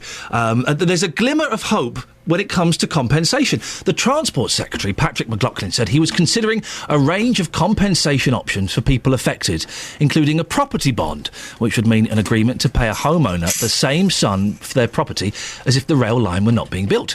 Now, a while ago, we told you about pensioner Elfrida Harper-Tarr. She was trying to sell her house to pay care home bills, but was told the planned HS2 had rendered it worthless. Her property in Turweston attracted a buyer, excuse me, but they thought better of it when mortgage lenders valued it at zero due to its high proximity to the high-speed route. Well, her son Mike is on the line now to get an update on their situation. Morning, Mike. Hello there. Are you experiencing a glimmer of hope from what was said yesterday? We're experiencing a glimmer of hope, but in actual fact it's not directly affected by yesterday. What happened was that we made an application through the Exceptional Hardship Scheme, which is part and parcel of the HS2 plans. Yep. Not easy to do, I hasten to add. About 35 pages to be completed. It's a big old document, isn't it? Yes, we've heard this before. Anyway, to cut the long story short, we received a letter on the 21st of March this year confirming that my mother's application under the Exceptional Hardship Scheme had been accepted. And so we then moved on from there. Just so that people have got some idea, there were several valuations carried out. There were several surveys carried out, and the last of those surveys took place on the 28th of May, which gives you a full 2 months of fiddling around, as it were. Various queries have come from the HS2 solicitors. Not surprising, because most solicitors obviously do raise points. And we are now hoping that they've all been resolved and that things will go ahead. I was in the village yesterday, in actual fact, and I can't say that there was jumping for joy, because I don't think people are sufficiently, how to say, they are too cynical. They don't really believe that a property bond, however it's applied, when they get round to it, will really make a lot of difference. because I think most people actually don't want to live next to the railway or next to the huge building site that will be involved as the railway is built up. So I don't think there's any strong evidence that it's helped the village particularly, although in fairness, it could hardly have helped it in a matter of hours, which is all we're talking about. But just to wrap up, Mike, 'cause we are running out of time. Mum's okay. Yes, and she is. she's got through, and she's going to get, at some point, she's going to get some money. I sincerely hope so. I believe it when I see it in the bank in cash and the cheque cleared. Well, exactly. Well, Mike, listen, we'll keep in touch if that's okay. But Okay. that's brilliant news, and send our best to your mum. That's very nice of you. There we Thanks go. very much indeed. That's great, wasn't it? Well, a good story at last around this whole nonsense. Now, it's Music Friday. Today we've got Tom Corney from Bedford. Morning, Tom. Morning. Morning. Now, you're 14. That's right. Come a little bit closer. Come a little bit closer to the microphone. There we go. Look, you've got your mum and dad with you. That's right, yeah. Are they kind of like your managers, or...? Yeah, pretty much. Are they... listen, they can't hear us. Ignore them for a second. Are they a little bit pushy, do you think? They can be, but it's all for the better, I think. It's the good pushy, not the bad pushy. Well done. right. OK. Well, tell us a little bit about yourself. What do you do? Well, I'm 14. I busk in and around Cambridge and Bedford and places like that, really. I play in weddings and things like that. And... yeah, that's about it. 14 is quite young to get booked for weddings and to do busking. Yeah, it is, I suppose. I did a bit of busking, Tom, and you're from Bedford, so I'm guessing you busk around there. I did a bit of busking years ago. I hated it. There's that weird thing of standing in a shopping centre or standing outside of Barclays and just going straight into that song. Do you get nervous at all doing it? I did to start off with, but I've been doing it for about 9 months now, Okay. so it's just sort of usual, really. You have a guitar with us. Can you play us a song? I'm hoping you can, otherwise this whole section is flawed slightly. What are you going to play for us? I'm going to play a Beatles song, and it's called Come Together. Oh, there we go. Away you go, sir. Tom Corney from Bedford.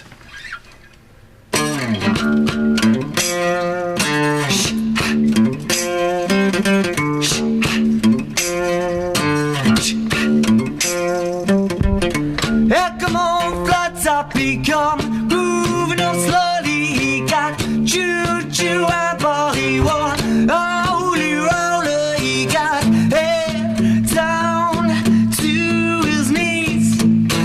Got to be a joker, he just do what he please.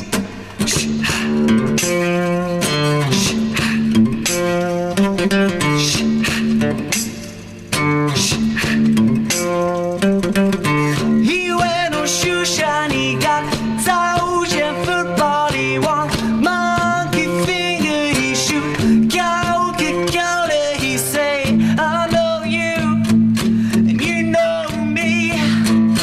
One thing I can tell you is you've got to be free. Come together, right now, over me.